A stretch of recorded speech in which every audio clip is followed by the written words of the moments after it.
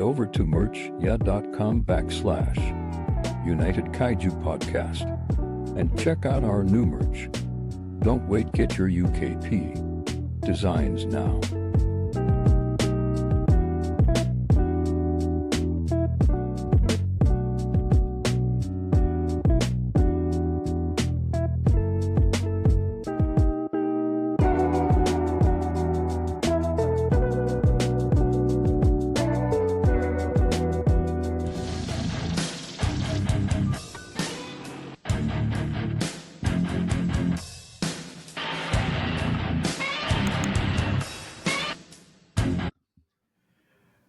Alrighty, hello. Welcome, ladies and gentlemen, to the brand new episode of United Kaiju Podcast. Unfortunately, my two fellow co-hosts, John and Tony, are unable to make it today, but it's all good because I have a plan B. So I brought these two amazing gentlemen that you've seen on previous episodes of United Kaiju Podcast. We got the lovely I have a host. question. Yes, sir. You take Plan B. Congratulations. Ha ha ha. Anyway, I got these lovely gentlemen from Calling All Kaiju. CAC for short. Justin and Mattzilla. Gentlemen, how are you doing on this lovely day today? MZ, you go first, brother. Oh, gosh. It couldn't get better. I'm joined with you two handsome fellas early in the morning, my time. What could go wrong? Mm-hmm. Lots of things. Oh, I yeah. believe in you. Justin, how you doing? Not so bad. Good day. Fun fact, I got a gift from Mattzilla. He sent me, and I can't wait to get it. It's something I didn't have, and I jumped on it. He sent me 1964 Yes. SH Monster Arts Godzilla Emergence. It's one I did. It's a rare one out there. So I want. And I didn't even notice that it was dirty, like he had just come out of the ground. I was like, Wow. I don't really want this one. Yeah, and I got the original, but when I saw it and it comes with Atomic Breath, you know I'm going to jump on it. Oh, Yeah. absolutely. So, what are we doing today? I'm excited. I know what we're doing. What are the fans and listeners need to know what we have planned for today? Alrighty. So, lovely audience and listeners of United Kaiju Podcast, we have a fun discussion to talk about. We are going to cover practical effects versus CGI. Now, before we begin, this will not be a debate on which is better of the two.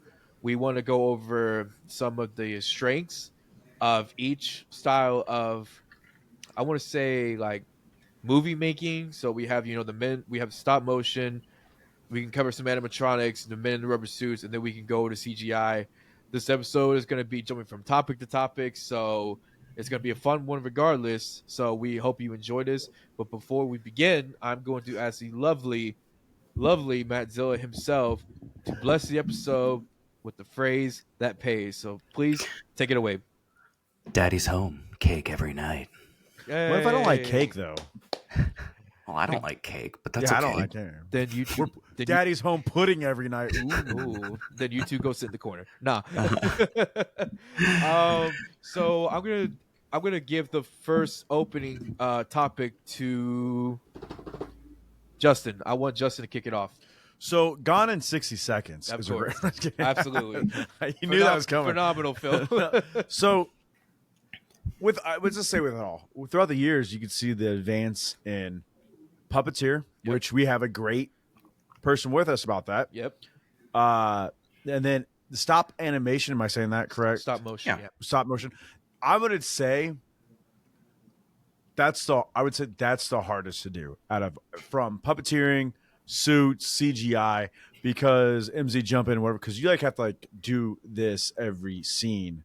Yeah. And I'm like, absolutely not. And I think a good one for me would probably, if I'm right, would be Godzilla's Raids Again. I think they do a lot of stop motion there. Do I they? think with Anguirus versus Godzilla, I think, or it was Well, it's I funny. know in 1954 there was like 3 stop motion sequences. Yep. Like Godzilla's tail, a truck fell over. I thought the truck though was. No, you're right. It was. Yeah. Yeah. It's just sped up because when you look at most of like stock or stop motion animation films, like the way they move, the way they interact with things, it's sped up to a degree to where it's like almost a realistic, like it's happening in real time. So Yeah. but Yeah. in Well, it always 54, depends upon what. So in animation with stop motion, it's like, are you filming on ones, twos, threes, fours, which means how many frames.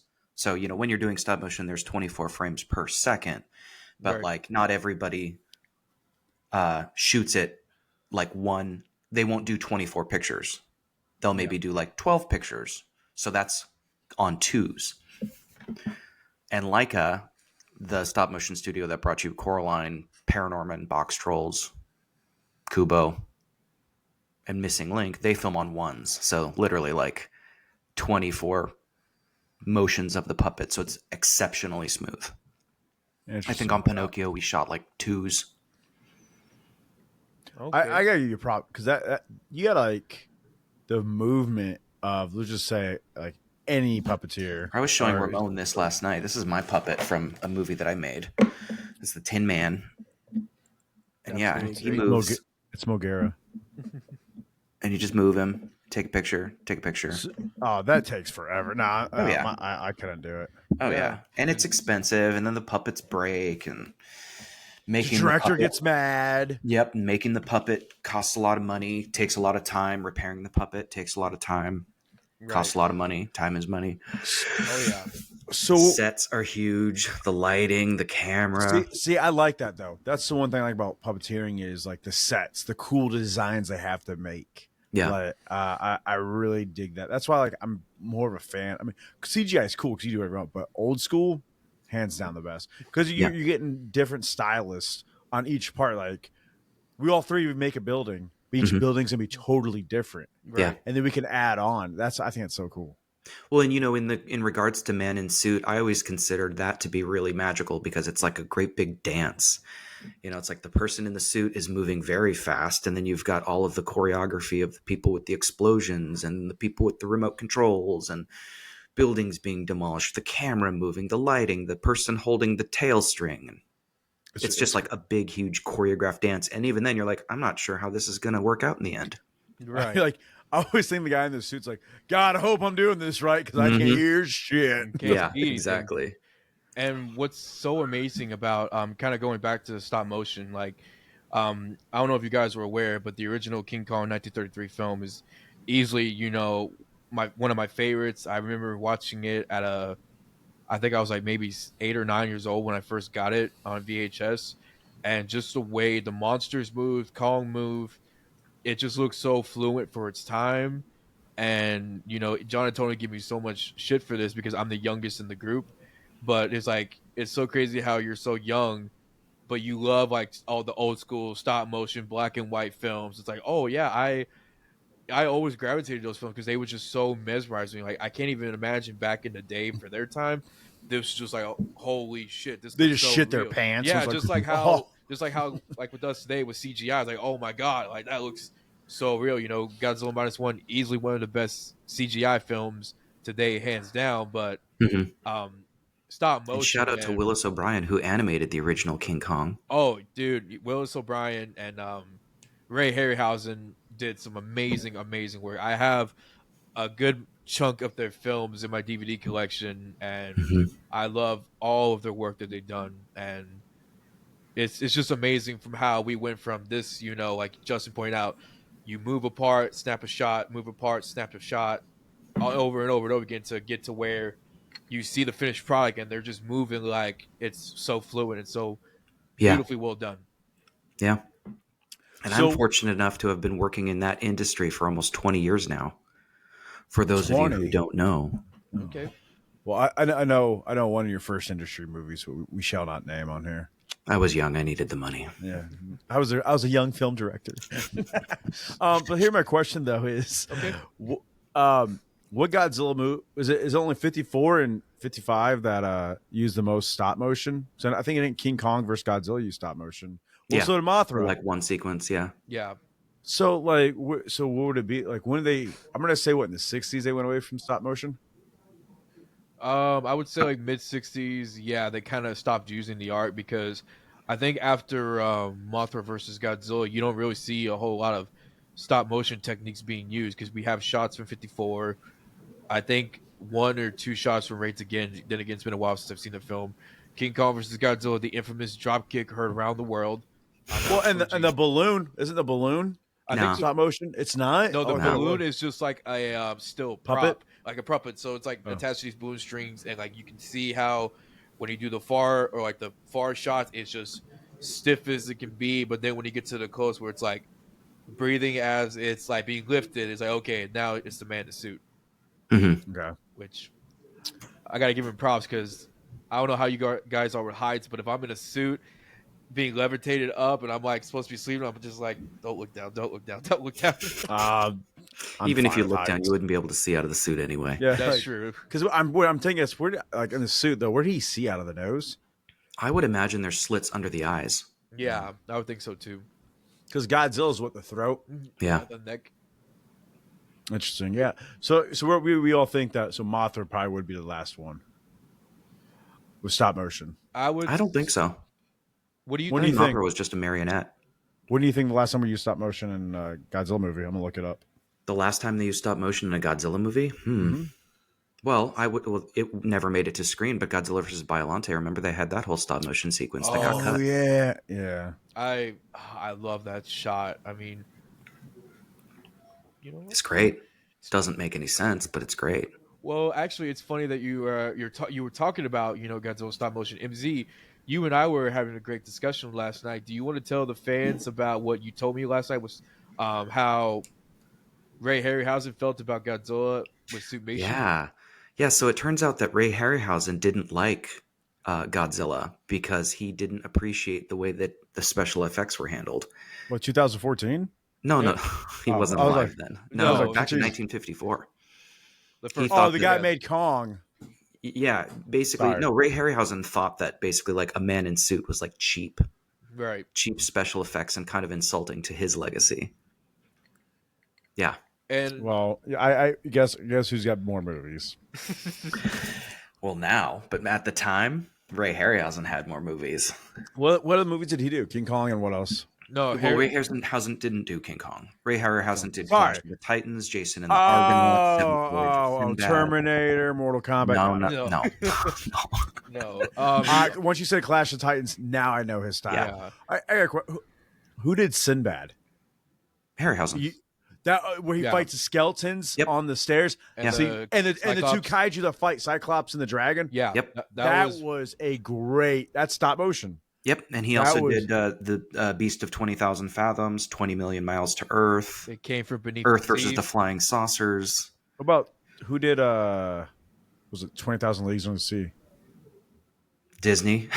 Oh, okay. Well, I like that movie. So There's That's a no big stop pup. motion in that. it's a big puppet. Another Whatever. one Yeah. he did was it came from beneath the sea about the giant octopus. That was another good kaiju film that Ray Harryhausen did. Go ahead, Justin. Oh, was it called It? It The Terror No. from Beyond or something like that? No, it's the clown.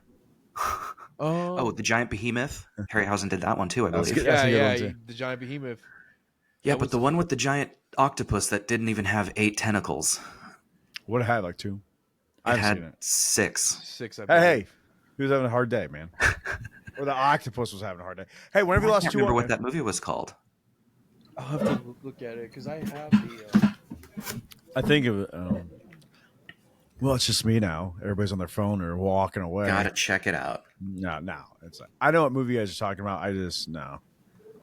Okay, so Uh-oh. I got this film. Sci-fi creature classic, man. It looks- Yeah, I got this during the pandemic. It comes with 20 million. It miles to comes Earth. from beneath the sea.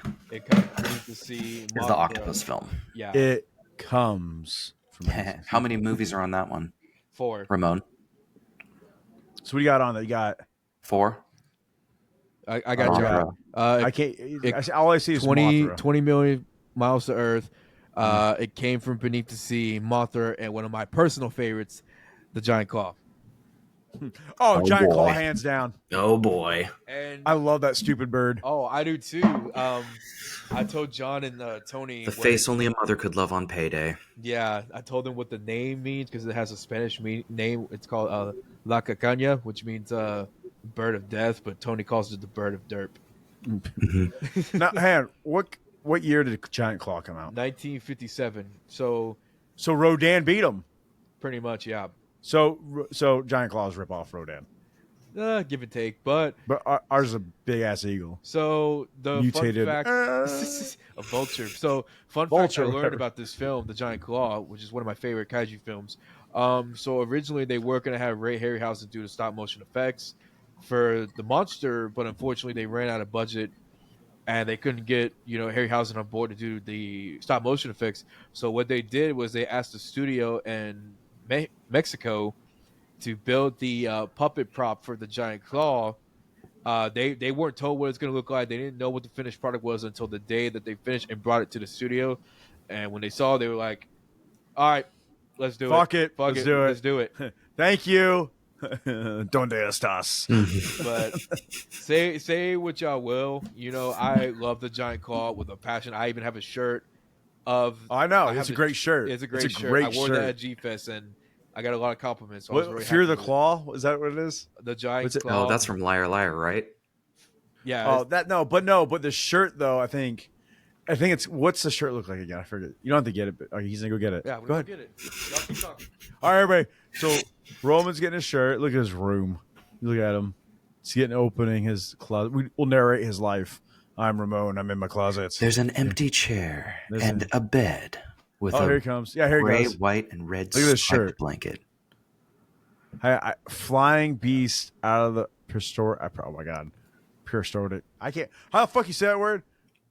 Prehistoric. It sounds like prehistoric. Like this guy's Parasitic. That's great. Exactly. Yeah. Parasite. Remember what's the name? Simply Slappy. Oh, Samsonite. I was way off. No, but like I said, I was having trouble saying prehistoric. What was I saying? What you saying? Oh, dude, you don't want to know. Don't worry. When you watch this back, when you're like, I listen to it, I'll know. yeah, I was like, we were narrating your life. Real quick, I do like old school shirts like that. Yeah. Like when today's age, how they can do the designs and make it old school for an old school movie. I think that's so cool. Absolutely. The claw, though. I do love old posters. I think they're really fantastic too. Oh, I got quite a few. Some old posters. 54. Yeah, I got some of those. I do need to update some stuff though, but I got a that's handful downstairs. That's a conversation for another day. But so we covered CGI for a little bit. I want to get to a pretty fun one that was starting to revolutionize based on stop motion. Justin's probably favorites, animatronics.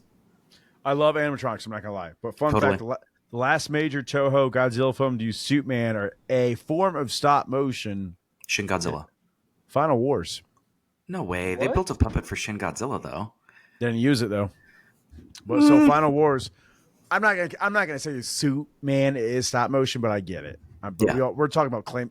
Would I say claymation? Is that the correct Yeah. way? Yeah. Okay. Well, yeah. I mean, claymation was a term coined by Will Vinton because the California Raisins and the Noid, they were all made of clay. And then when you did like the I remember the reasons. Mark Twain adventures, they were all clay. The sets were clay. Everything was clay. Is that Mark Twain Adventures where it's a creepy fucking show? Yeah. That Oh. Roman. Roman. Don't watch that. That's scary as fuck. You want to give me nightmares. I That mean, and you Final kind of already Wars. gave me nightmares with the whole bear thing. Oh yeah, that Yeah, thanks that's for an that. animatronic. That's an animatronic. That's the For what? animatronic. Yeah. Tell him Z. Annihilation. Oh, yeah. That bear thing. That bear, Yeah. is an animatronic. Scariest fucking thing in the world. Fuck it's you cool. for that. Fuck you Yeah, for that that. is scary. If anybody's not seen this, it's got Padme from Star Wars, Natalie Portman. I think it's like an alien is like adapting in a certain area. I haven't seen it in a minute, but the scariest thing is like this mutated Bear, bear. seal, Yeah, creature, flower and the thing. scream is Oh like my when God. it roars. Yeah, I'm not even gonna ruin that for you. Just go ahead and watch that, and then have fun sleeping. No, I know. Read the books too. The books are fantastic. I was elected to lead, not to read. So animatronics, Yeah. hands down the best, and I have it. My favorite animatronic, Cybot from '85. Yep. Okay. How big was he? 30 feet? I thought he was 16. I don't know how big. He was big as shit, though. I mean, And heavy. We forgot who made him, so it looks way bigger than them. Yeah. So I think animatronics and kaiju movies, I actually like them. Yeah. Okay. Like King Kong, the 70s, right? Yeah. It was animatronic, right? Yeah. Yeah. Well, and it was a man in suit. Rick Baker was the guy in the suit. Yep. And I liked it, but was it King Kong Lives where he fights the army? That's my favorite one. Yeah, that was cool. Really? I feel like that was the only one I saw because Like, dude, we they're had it on blowing VHS that. and we watched it. Dude, And I Kong's remember getting being really blown like, up. being really traumatized by all the blood when Yeah, Kong I love it. was Just getting getting shot, shot by left and right. tanks and stuff, and I was like, I was like, this is my Kong. And then all of Yeah. a sudden, tiny baby. I remember a little bit of like I would never see the I would always find King Kong Lives on like some random Spanish channel, and like you would have like the dubbed with the Spanish language, but like right before they speak you hear a little bit of English, and then they just cut off with the dialogue with the Hispanic language. So it's like every now and again, like I would be like scrolling through TV and I find King Kong Lives, but it's all like in Espanol, and I was still trying to learn it as I go. So my mom just sat with me and translated most of the film. That she's like, all right, I'm done with this. But yeah, I will say, even though I'm not a big fan of the Universal Kongs from 76 to King Kong Lives, I will respect the art style that they did because Rick Baker killed it in the suit. I mean, even his facial expressions were just so fantastic for its time. Mhm.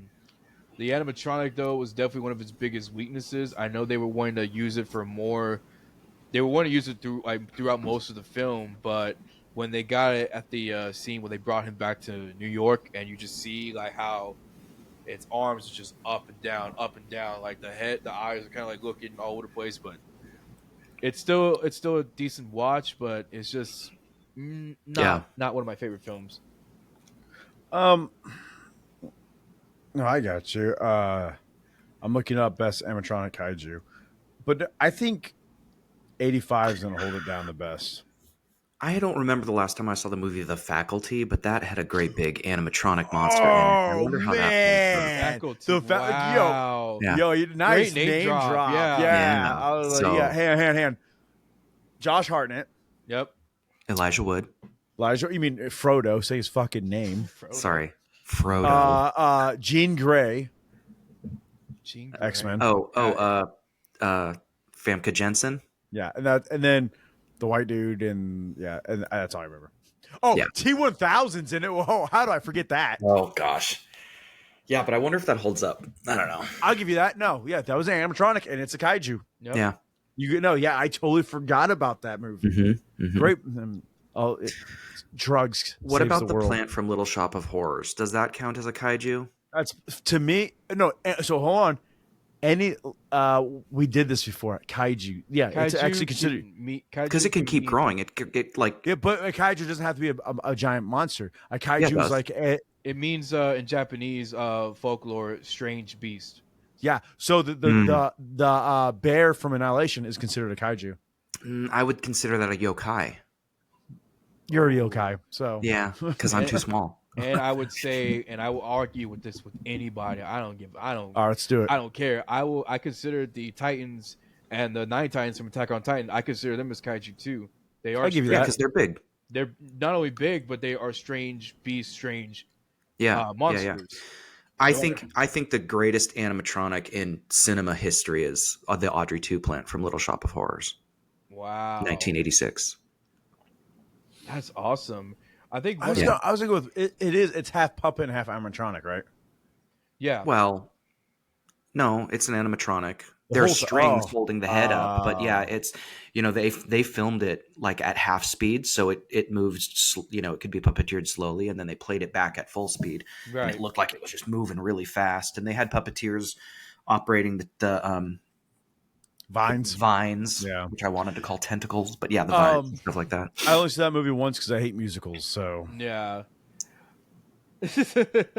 How'd they beat 'em? I actually watched the. I don't know if you guys have ever seen it. They actually made an original. It was just called Little Shop of Horrors. It was black and white, and they had the Roger Corman actually directed the film. Yeah, they made the movie in 3 days. It's Jack Nicholson's first film. Yeah. And so they had another director voicing the plan. Just kept saying, "Eat me" or "Feed me," like, and I'm one of those guys, man, who will love and appreciate all the old school practical effects. Don't get me wrong, I love me some CGI, but I mean, I'm young, but I have an old heart, essentially. Like, I love old school stuff. Because with the old school, it takes time and effort to like, it takes a lot of time, like timing and everything to use a practical effects. So like, let's get into one. I'm pretty sure. I want to know if he was Mecha Godzilla ever animatronic? I don't know if he was. So that's one of those weird questions where it's like, where do you draw the line? Because if you have a man in a suit, but Godzilla's mouth is a machine, it's called, we call him hybrid. It's like but it's like, how much of it has to be something before it becomes an animatronic? So I'd say if it's got so like Cybot, strictly animatronic. Right. Yeah, I'll give you that. Mecha Godzilla, man in a suit, but he's half animatronic because of the head. We all agree. It doesn't matter. No matter what, each Godzilla is going to have an animatronic head. You got that. Yeah. But my thing with Mecha Godzilla is all that crap, the arsenal, the firepower coming out of him, besides the lasers, which is added on, practical effects, coolest shit ever. Right. Yeah. And we don't have that anymore. And I was like, you know, like one thing. Is it me or anybody else like the small tanks exploding? They're on fire. Like, is this a stop motion? I don't know about this question. King Kong versus Godzilla.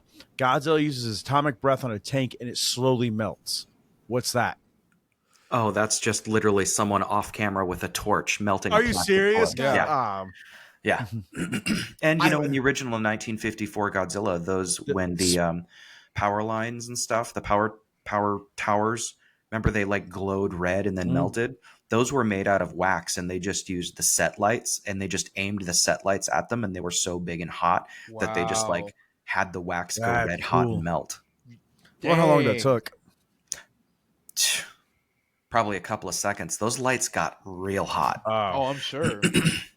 Because I know with 54, like they use like a spray, like a vapor, and then I think with same in 55.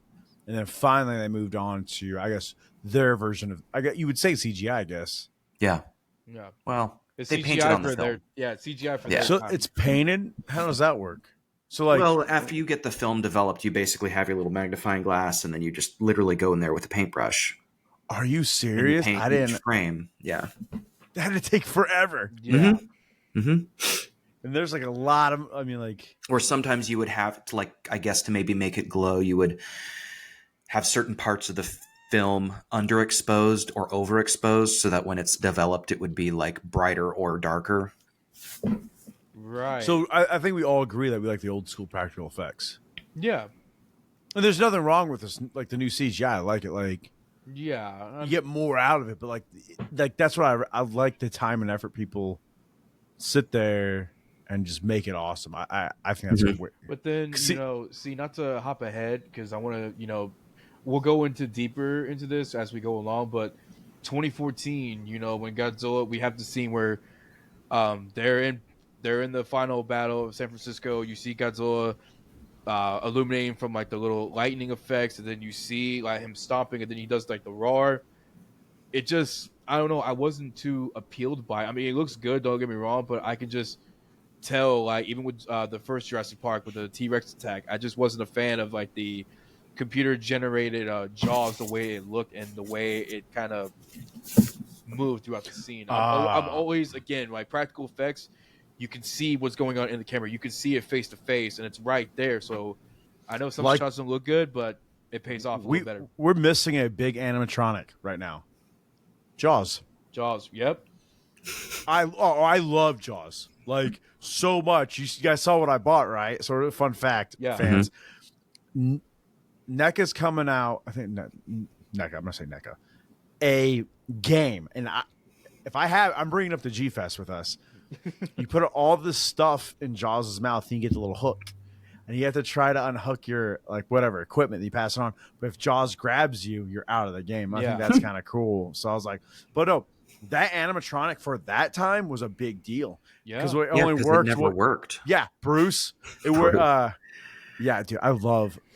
Oh man, I think that's what makes that movie work so well too. Because it didn't work. Yeah, is because you don't really see what you're supposed to see, and I think that's also kind of a lot of the fun magic of a lot of those older films, Godzilla included, where it's like, oh, we're waiting for the monster, we're waiting for the thing.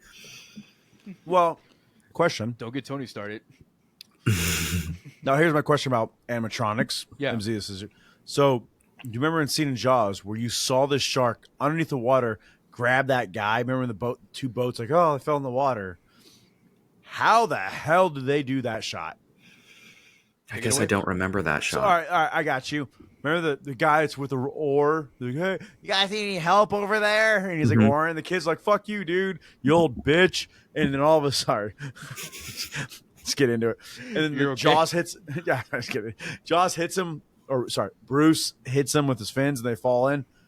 And they get up. They gotta do the hair thing because in the 70s, everybody had long hair.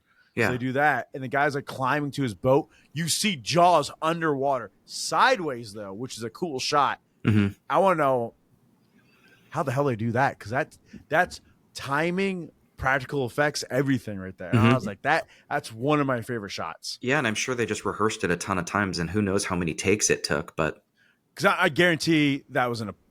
I'm gonna say that was definitely in a pool, right? Probably, yeah. Like a water set with like how like Godzilla has its giant, yeah. Dude, still, here's my. I give props to actors that have to go against the animatronics, because one of the things just breaks up and just. That happened in Jurassic Park. Someone was gluing the skin inside of the T-Rex, and they're like, you cannot unplug this and turn this thing off because it'll recalibrate everything that we've calibrated. And they were inside the T-Rex, and it moved and almost crushed them, and it was just like, ooh. So yeah. Oh shit. Yep. And then 70s Jaws' animatronic was really good. And then now I'm going down the rabbit hole. No, remember the animatronic sharks from Deep Blue Sea? Those were beautiful. I actually just watched that yesterday when I finished cutting my home. Yeah. I was like, those look great. CGI was trash. Yeah, absolutely. It was the 2000s. Oh, do you remember when I'm gonna say it's probably the worst CGI up there with Scorpion King. Well, the Mummy with Scorpion King in it. Yeah, with The Rock.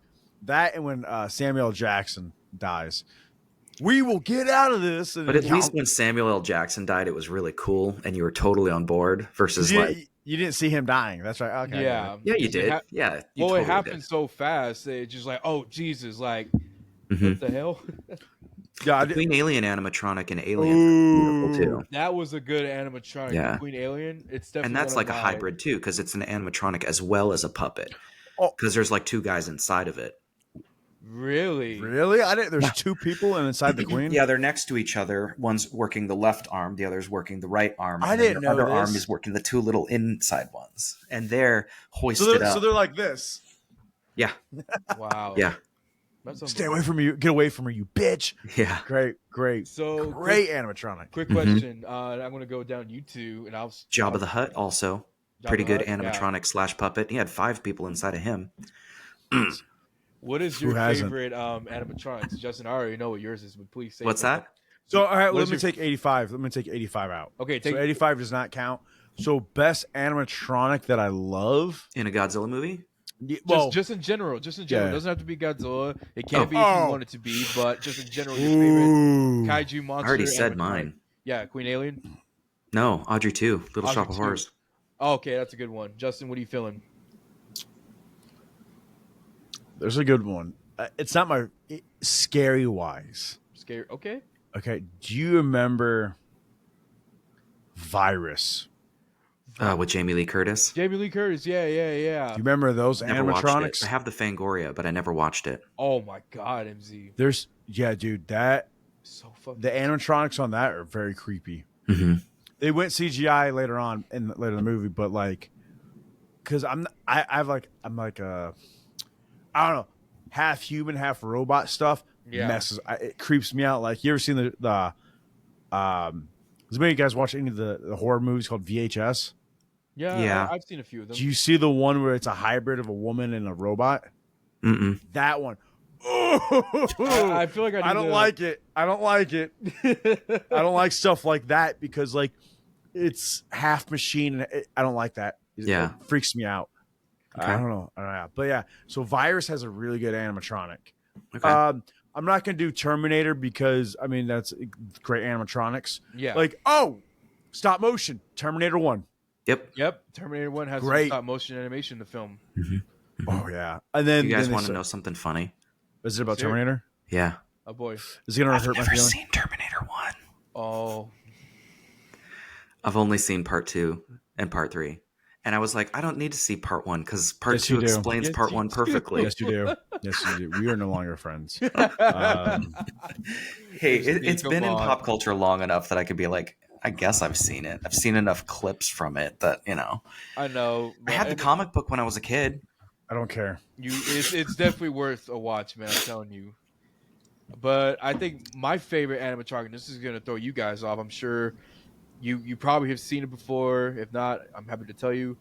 Roger Corman's Carnosaur. Hell yeah. I was thinking about that earlier. There's There's like 3 of them, right?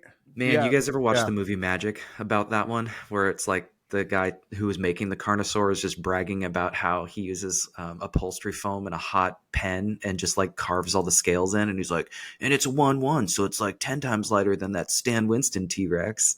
Oh my I'm like, God. yeah, but it only does one thing. Yeah, I remember that. But Carnosaur was good. There was another one. Help me out here. Okay. Was it We're going Pre-Hysteria with all the little tiny dinosaurs and the That kid? was good. That was good. Not bad. No. I don't know the movie. God, I hope someone gets it. This guy, boyfriend, whatever, dies, whatever. This guy puts his brain inside a T-Rex. oh, Tammy the T-Rex. Yeah. See, yeah. You know, yeah. Stupid fucking movie. Oh, jeez. It was Paul Walker's debut film. That's Paul Walker. Wait a minute. Wait, Paul Walker. Fast He and died. Furious. Fast Furious. No, that's not his debut, actually. No, What was it? What was His debut film? is Monster in the Closet. Was Are he you gay? sure? Yeah, I'm Just 100% sure because that's the first and- DVD I ever owned. That's a man in suit monster movie. Monster. Paul Walker is and like 8 years old in Yeah, it. Paul Walker debut film. Because 1986. Yeah. I have never seen this. It's great and terrible all at once. It's very much kind of a metaphor, I guess, about the AIDS crisis in San Francisco. yeah. Oh, they did. That's fucked up. Well, it's not that on the nose, aside from the fact that it's a monster in the closet and it only kills you when you're in the closet. Oh. But then there's this guy, there's this guy who Professor Bennett, say his name right. sure, he what is it? He's like the Superman character, so the monster gets entranced by him and carries him all over the city looking for a closet to kill him, but everybody has destroyed their closet, so the monster has nowhere to go. And he just dies. So, Monster in the Closet. Yeah. It is his first. He is Professor Bennett. So, how old is he in this? How's he a professor? Like 8. So, He's how's like he? 8 years old. All right. So, anyway, He's just this genius. He's this little kid genius who creates a weapon that to hurt the monster, but Tammy and and- T-Rex. So and he's his mom doesn't let him eat any chocolate. So he's essentially a Kinney in a Gamera film. Yeah. Pretty much. oh and I my think- God, and I Tammy think and T-Rex. I'm gonna And tell I you think who's the in monster is played by Kevin Peter Hall Wow. of Predator fame. Oh, wow. Justin, you were saying? that. So, and now we went down. Guess who's also in Tammy and T-Rex? The fun fact: they only got 5.3 out of 10. I'm not surprised. Denise Richards. No Denise way. Richards, Cool. Yeah, she Yeah, was in the film. Yeah, pretty still hot. Good for her. Good for her. What? That's. Oh, hang on. We're again animatronics. Oh, I love this. Tremors. Tremors. Oh, 100%. See, that's like a perfect example of miniature, close-up animatronics, large animatronics, miniatures. puppets, all that. 1 and 2. That's it. I'm not going any more from that. I won't. 1 and 2 only are- one, Well, and it is almost the perfect movie. Kills there's the Three actually Ninjas' one- grandpa. There's actually one more that He deserved it. Yeah, He never there- fixed that damn freezer. There's one more that may be a little controversial because I know fans, some people love it, some people hate it. But one film I will give respect, and I think this is one of the films that I could think of in my mind that has utilized a majority of these techniques. Y'all can say how you feel how you feel, but I give a lot of props to Godzilla '98 because it did do CGI, it did do an animatronic, it did do men in rubber suits, it did do miniatures. Oh, the Raptors. The Raptors, yeah. Yeah. What's up? Wait, what? Godzilla 1980? 1998. Oh, okay. I was like, Jesus what are you Christ, you talking about? fucking There's no Godzilla poser. movie in the 80s. Fucking no. poser. 98, yeah. So, even though I like to claim that that's the worst Godzilla movie ever made, it's actually not, in my opinion. Final Wars is. I have two friends that worked on Godzilla 98, and they gave me their crew gifts from it. So I'm very much like, okay, there's a soft spot in my brain meats for Godzilla 98 because they worked on it, and I'm not going to shit on their work. Okay. No, I'm not. Yeah. No. But yeah, no. It's again. I'm not It's getting the remake of The Beast of 20,000 Yeah, Fathoms. that's all Thank it is. you. Yeah. Thank you. It's a great kaiju movie. I'm never gonna. It yeah. is. Just you change it. Great. We've done this. Great advertisement though. Great, Oh, great, yeah, great 100%. advertising, great marketing.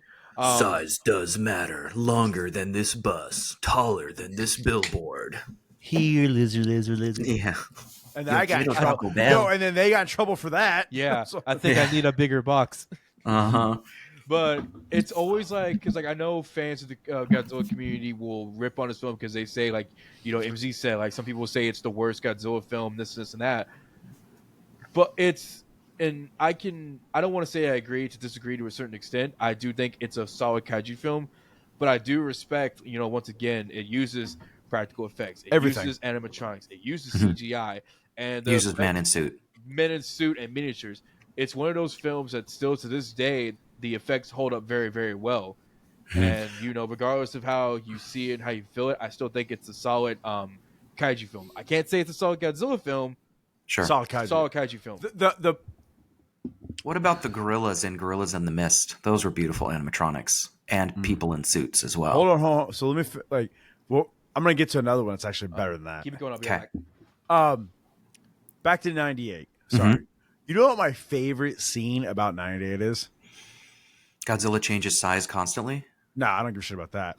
when they have locked on, and he's like, damn, he hit the Chrysler building. Oh, yeah.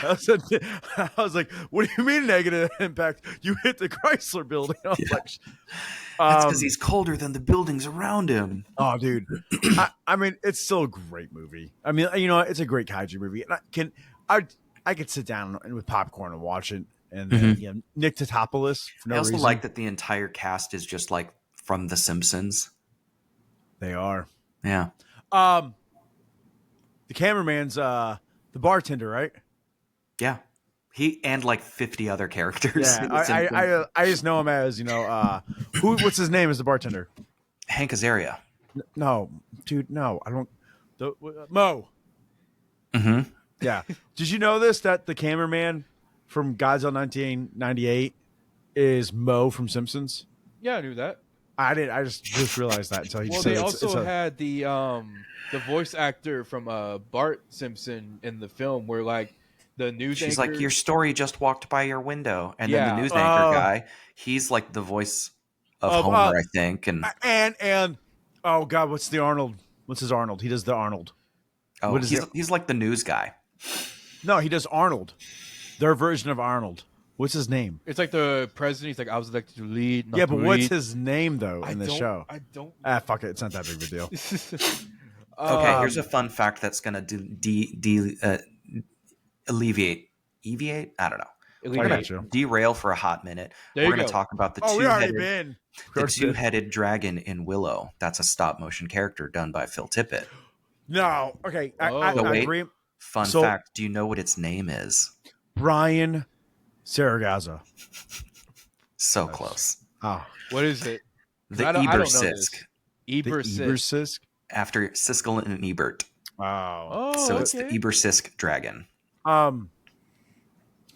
I just watched a thing about Willow. I kid you not. Mhm. That badass dude with the skull mask. Mm-hmm. All right, I don't know his name, but someone was making a good point. Just think how badass you are. It's like you kill something bigger than you, and you're like, I'm gonna wear your skull as my helmet.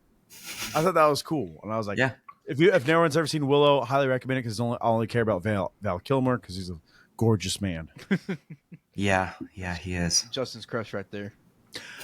He looked damn good in that movie. Oh, But then Yeah, it's a really good movie. I'd like to think it holds up, and also the Didn't villain. Willow too? The villain, the evil queen, is in one of my favorite movies called Return to Oz. Okay.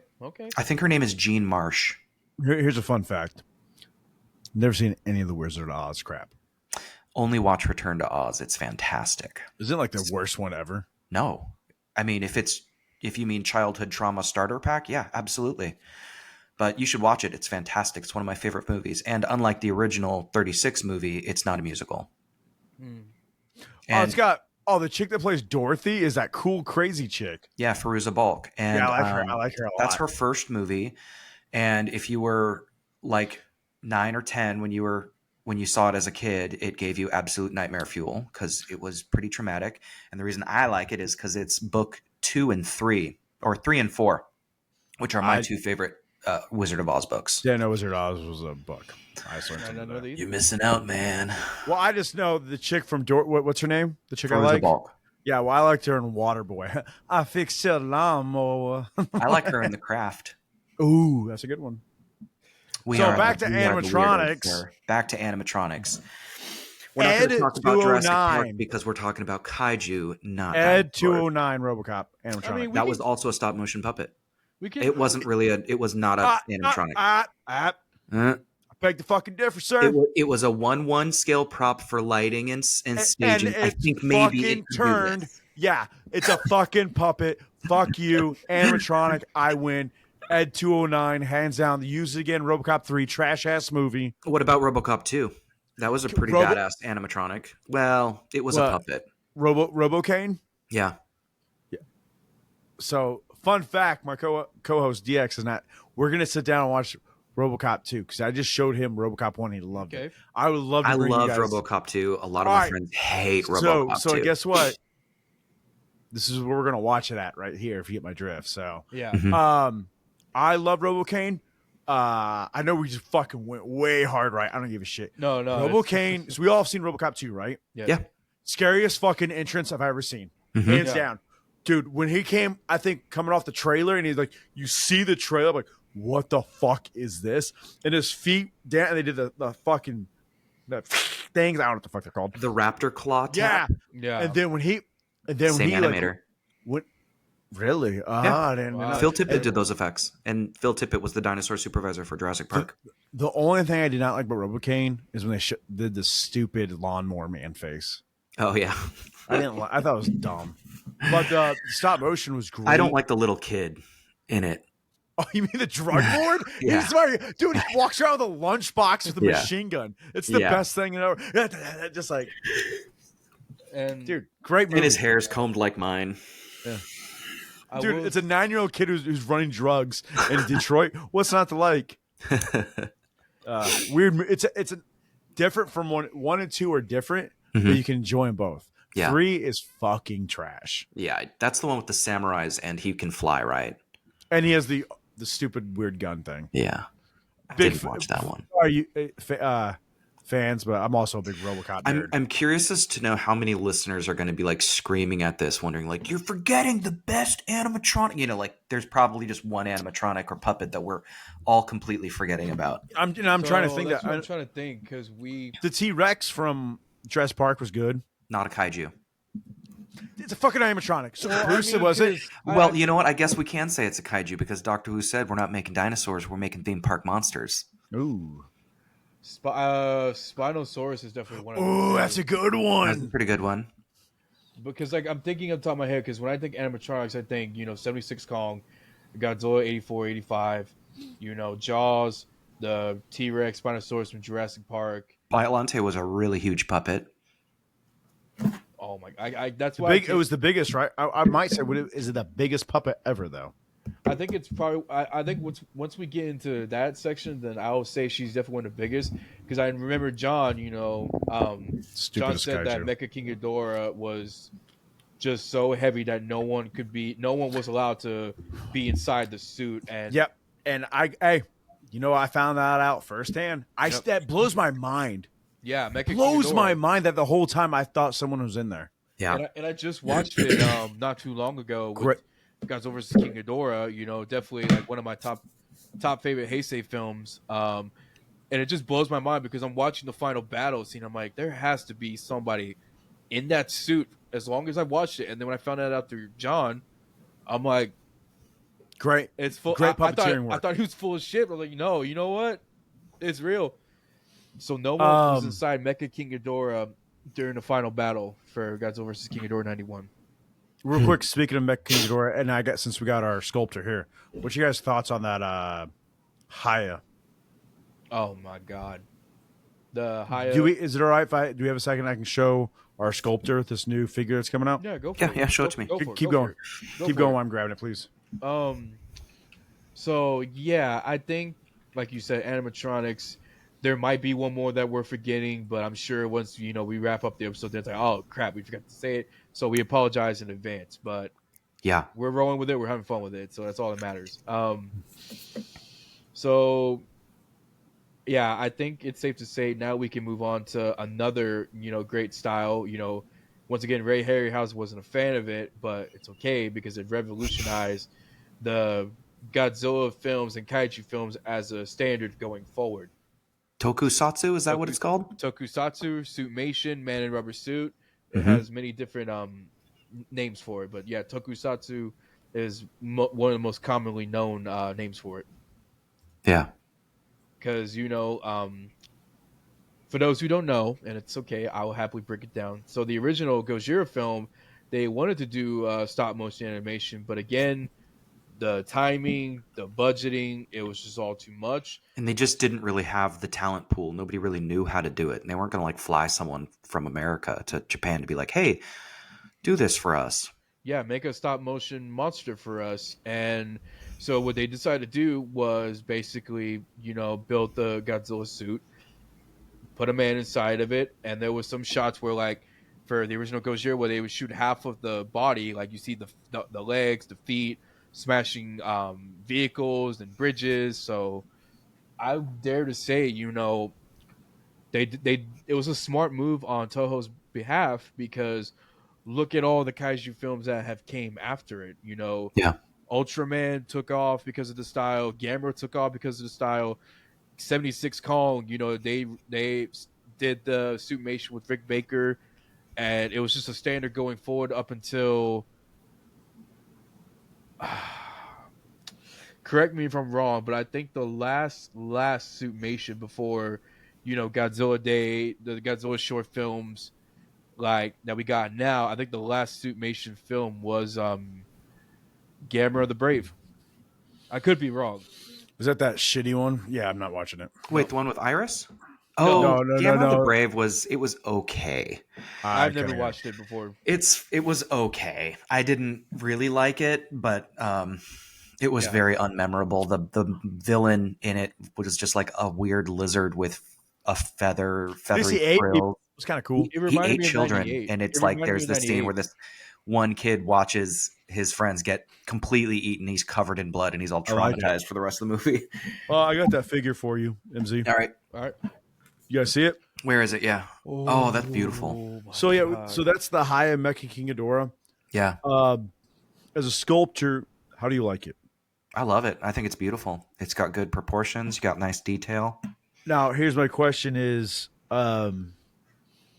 and I can't wait because I have two of them from SH. When I get this one, I would like a good breakdown between this and Haya against SH again with Mecha because we're not doing a figure episode. I got it.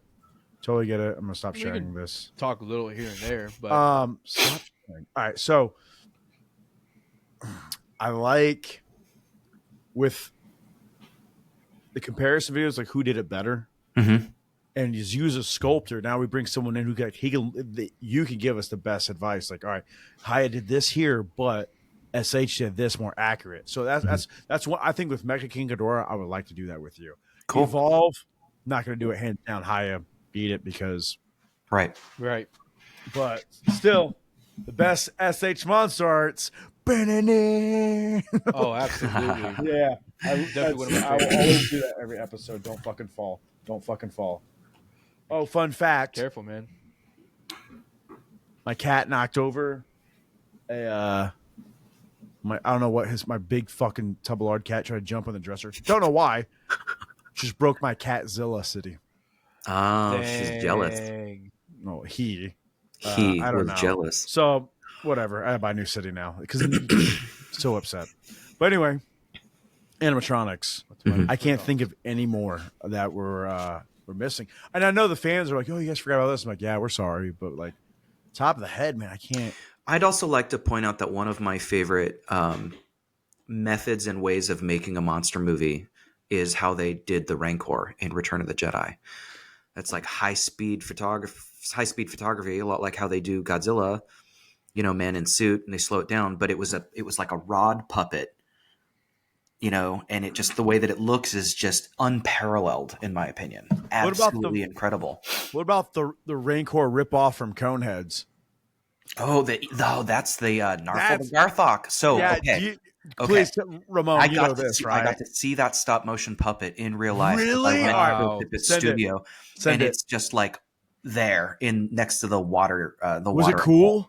Fucking beautiful. Because it's Incredible 4 leg. puppet. It's a I'm Rancor sure. ripoff. I'm gonna say it. It's Well, Rancor. I mean, sure, and it was also one of the last, for a long time, it was one of the last stop motion effects in a movie. I mean, that movie tanked in the box office. Oh, but are you kidding? That movie's great. yeah, I love it. I absolutely love that movie. But yeah, that the Garthok, that is what it's called. And I did get pictures of it, but it's on some hard drive somewhere, and I would love to. Yeah, if no one's ever seen it, go on this. It's got Chris Farley in it, who's on Dan mechanic. Aykroyd. Dan Aykroyd. Dan That's all. Curtin. Yeah, great movie. It's fantastic. One guy. And it's one of those films that's based off of Saturday Night Live sketch from the 90s is. and 2000s that they were all yeah, really and he popular chooses. about. He thinks he's chewing gum, but it's condoms. Yeah. Oh. Good Would for you him. like some chewing gum? Nah, I better drive. So Sinbad's in it. yeah. Uh-huh. Great, yeah, great movie. Great I'm gonna scene. need your That's- social security, man. 1, 2, 3, 4. We come from France. Yeah. Sorry, Ramon. I grew up. I watched. I don't know why I like that movie. I think it was on just like all the time. And then when he eats the pancake, just, sorry. All right, so I have a fun question for you guys. So I want to stay in the realm with Suitmation. So from each particular Godzilla film, so let's just say Showa, Heisei, Millennium. I won't consider All Reiwa. right. I won't consider Reiwa or them just yet because they're still in the CGI realm. So I want to stick with. Fucking hell! I just realized there was one more animatronic we forgot to discuss. Thank God. Oh, give us hints. Give us hints. Give us hints. 2016. We talked about this. Nope, Oh, not Shin, right? we didn't cover Shin. But I mentioned it. He did mention. Okay, yeah, Shin Godzilla. They was definitely- didn't use it though. No, they didn't use it, but they had it all propped up. It wasn't a full body animatronic, but it was like a half a body. Where's it at right now? Does anybody know? It's got to be at that Godzilla park. I guarantee it's at If it Godzilla park. is- Where you zip line into his mouth? Maybe. That is how I'm gonna die. That's No, As- I would definitely do it. I would do it. I would zip line into his mouth for sure. just zip line. You're like, this is it. But no, that's another one. That's another great animatronic. It's sad that it didn't get used because Toho was planning on using the Shin Godzilla animatronic throughout the film, but they were just saying some shots didn't look good, some shots were kind of Yeah. questionable. So they're like, you know what, let's just take a step back and go to the CGI realm because CGI for its time was just like huge. And it's a standard now. But Yeah. going forward with the question, so we have Showa, Heisei, Millennium. You already Out of know where I all stand. three, of each series, which film has your favorite practical effects? Starting with 85. Okay. We all know this. We all know this. Well, I was And gonna say I'm- you can pick from Showa, like one from Showa, one from Heisei, Oh, one from Millennium. Showa, easy. Practical effects, Terramech Godzilla. Okay, and then you got your Heisei. Are you saying that only because the Godzilla suit catches fire? No, because I'm a big fan of Mechagodzilla, and he's a fucking straight savage in this movie. And I like the emergence of Godzilla in the back of the city, where you see him, but we act like we don't see him, but then he shows up. Mm-hmm. I like see- that the suit catches fire, and they just like, let's just roll for a little bit longer before And we see put him fake out. boobs for the Oh, first yeah, time. cyber boobs. Yeah, cyber boobs like that. And then 85. Now, Heisei, that's tough. I'm not picking Burning because everybody. I'm gonna have to say. I'd pick Burning. No, Okay. I liked it. It's cool because it's different, but I'm trying to stick with the regular suitish. Mhm. I'm gonna. And I'm again, gonna this say- is your personal choice. Yeah.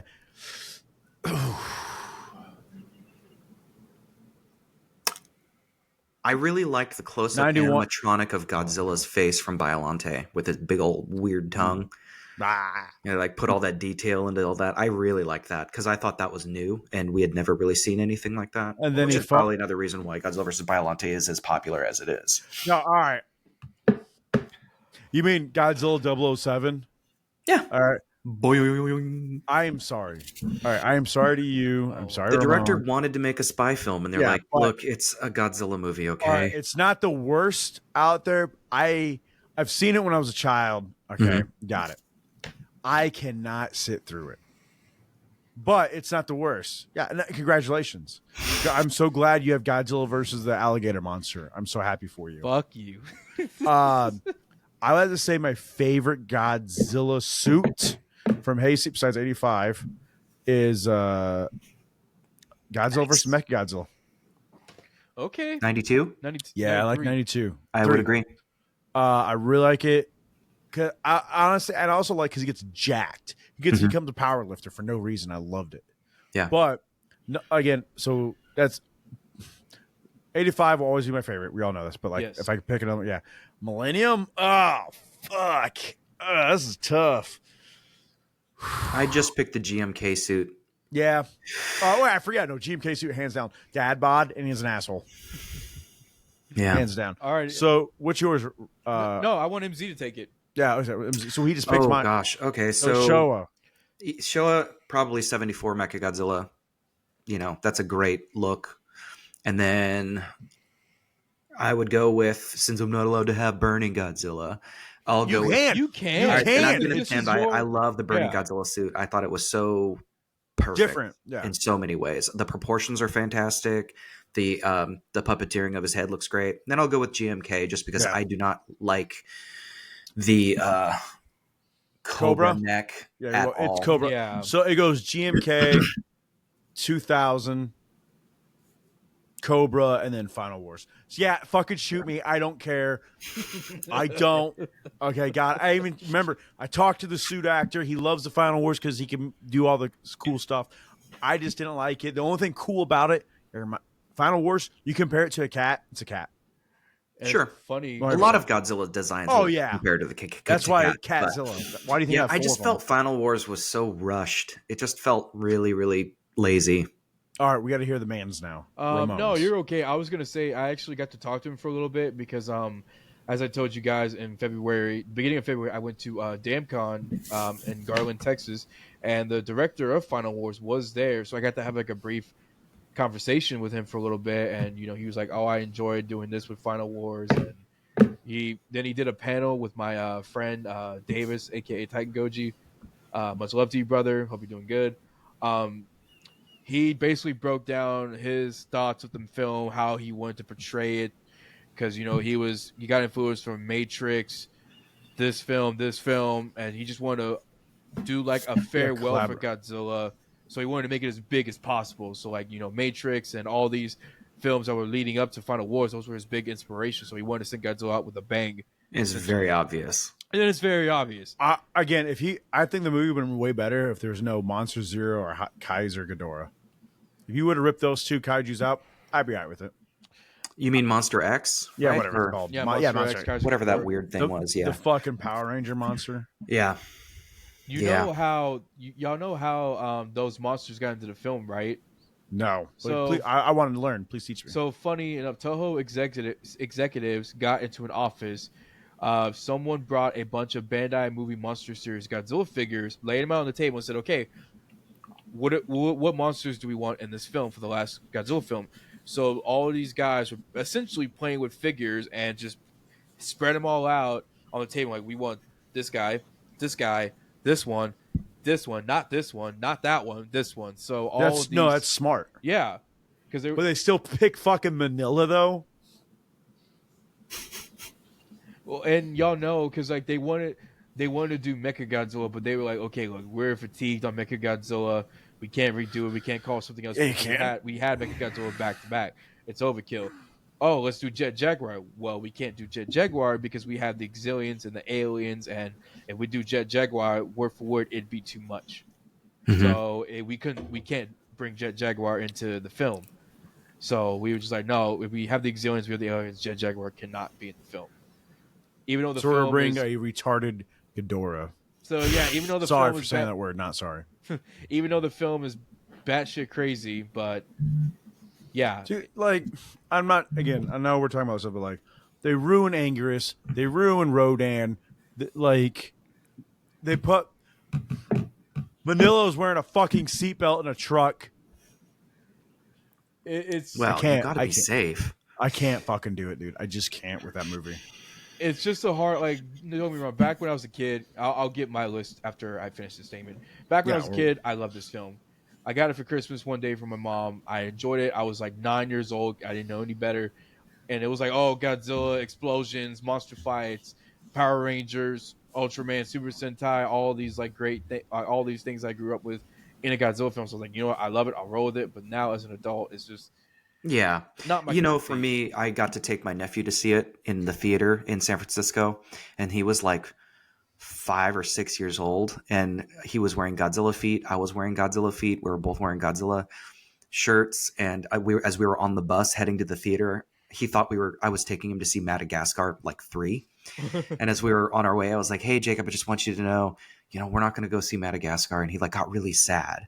I'm like, "I'm taking you to see Godzilla Final Wars." And like, he completely forgot about Madagascar and was so excited. I'm like, That's awesome. well, we're basically kind of dressed like Godzilla on public transportation. Do you think I'm taking you to Madagascar? Fair enough. It was fun. And then I was really happy because the little art house theater we saw this movie at, it was packed, but they were supposed to show a bunch of like horror movie trailers before the movie, but they realized there was a ton of kids in the audience. So they were like, yeah, we're not going to do that. And I was very happy about that. Right. But All right, what's your list? for my list, so I'm not gonna beat a dead horse because you both Yeah, because that's said- mean because it's already dead. well, because you both said Mecha Godzilla, it would have been an obvious pick. But Well, yeah, I'm you can gonna pick go Mechagodzilla. outside the realm because this one probably has one of the best Tokusatsu era film designs for the show era. I'm gonna say Mothra versus Godzilla '64. So I like that because you know why? That stupid looking with the eyebrows.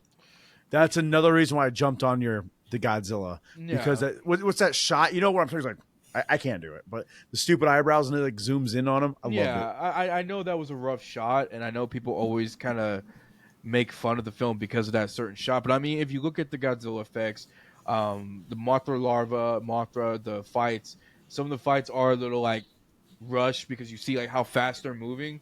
But when you get Godzilla, Yeah, it's almost as if when they were filming it, they forgot to do the high-speed camera. Yeah. Oh shit! but it just like the effects for the time, and they were still learning their craft. They did a phenomenal job. I easily could have said, King Kong versus Godzilla because of, professional wrestling. I'm a big wrestling guy and I love professional wrestling. But I was like, no, I think for special effects, Tokusatsu, this is one of my personal favorites. Heisei easily has to go to Godzilla versus Biollante. Shut up, Justin. I see that look on your face. I love I love my alligator, so thank you very much. Fucker. I love my alligator. 7. I love my alligator. Thank you very much.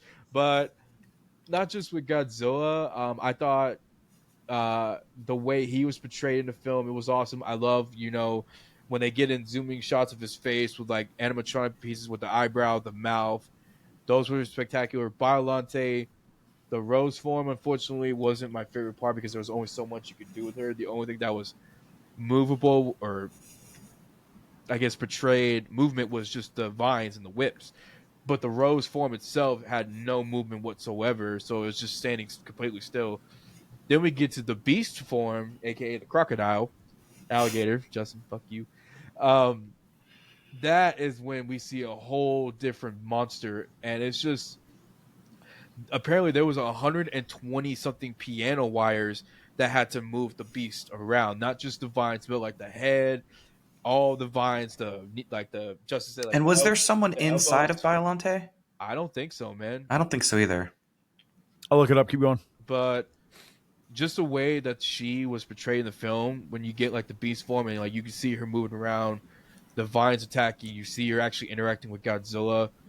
I thought that was done spectacularly, and that was my first introductory to the Heisei series was through Biollante, so I always loved her to death. So when I saw Criterion was releasing this guy, okay, and I'm sorry about the glare.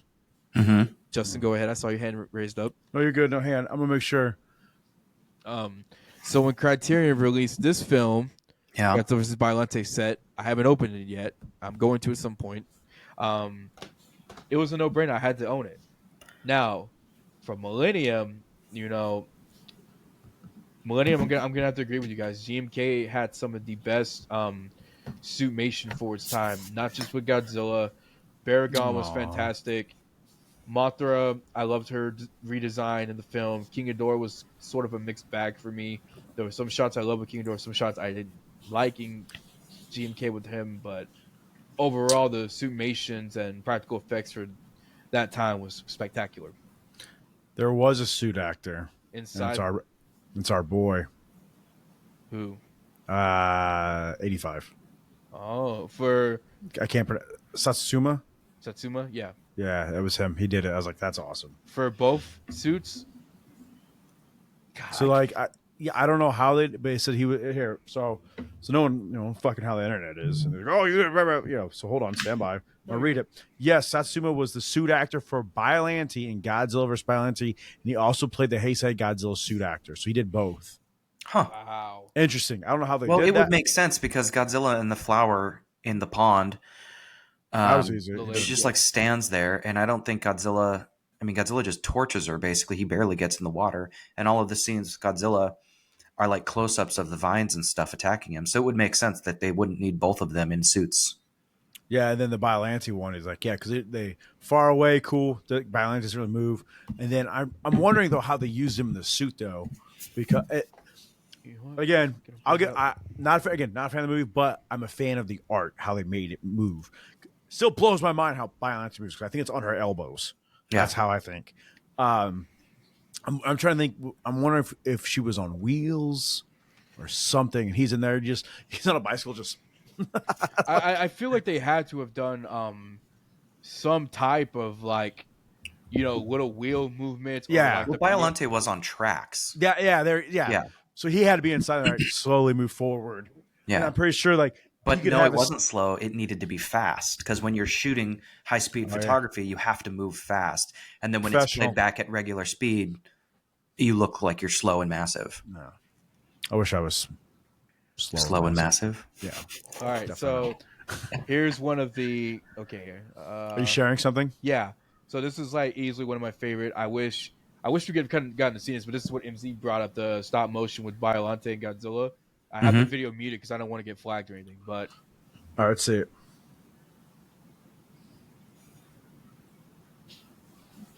there we go. It's interesting. How MZ? How long does this take to make? It depends upon the animator. Every animator animates at different rates.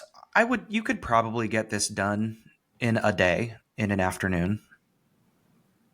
Because it's just action. Usually what takes the most is when you've got dialogue. So right there, can you go to the last shot, please, where we just saw him biting the vine? Right there. See the fangs? Big 85 fill right there. Yeah.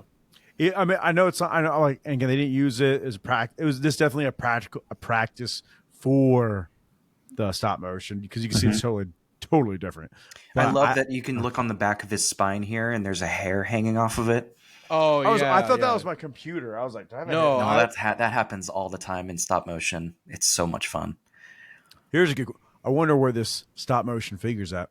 I know. That me too. Because there's only what 3 vines. Then the one that bites him in the back. I like how God, like if when he gets bit in the back, he's like It's like, nah, it's like, I loved it, and once again, it's like Godzilla was like I said, he was originally going to be portrayed with stop motion, but then timing and budgeting wasn't working, so summation. But I love that in some of these films that they were like, you know what, let's incorporate some stop motion effects with Godzilla because this is how it was originally going to be. But I always appreciate it when that Toho goes out their way to do this for him, despite it wasn't their cup of tea back in the day. Because like MZ said, I guarantee you they weren't going to be like, hey, let's fly out so and so, pay him to do the stop motion, and then send him on his merry way. Mm-hmm. But yeah, so that's my list. Now I think we can transition to CGI. Yep. all right. I'm excited for this one. Okay. It's the new. Yep. I do think maybe one day It's the new golden we might standard. see a suit again. I actually do see it coming. I think they're going to do something with a suit or an animatronic. But with CGI, you can do so much with it. Oh, absolutely. Like with Godzilla, and I will say his best CGI version for me is, again, we all know Godzilla vs. King Kong. Will always be my Godzilla versus favorite. Kong. Yeah, what did I say? Godzilla vs. King Kong. Yeah, Godzilla. Okay, sorry, Kong. Can't say King Kong. Godzilla vs. Kong. You'll get canceled for that now. Yeah. Oh, I'm gone. Oh no, here they come. Shame. Throwing poop at me. It's my favorite version of him. Absolutely. But because of CGI, look what they did to Ghidorah. Hands down. So you need CGI. Yeah. You like the puppeteer and the suit for Ghidorah. Amazing. But come on. I mean, I think it's just one of those things where so back then everything was summation.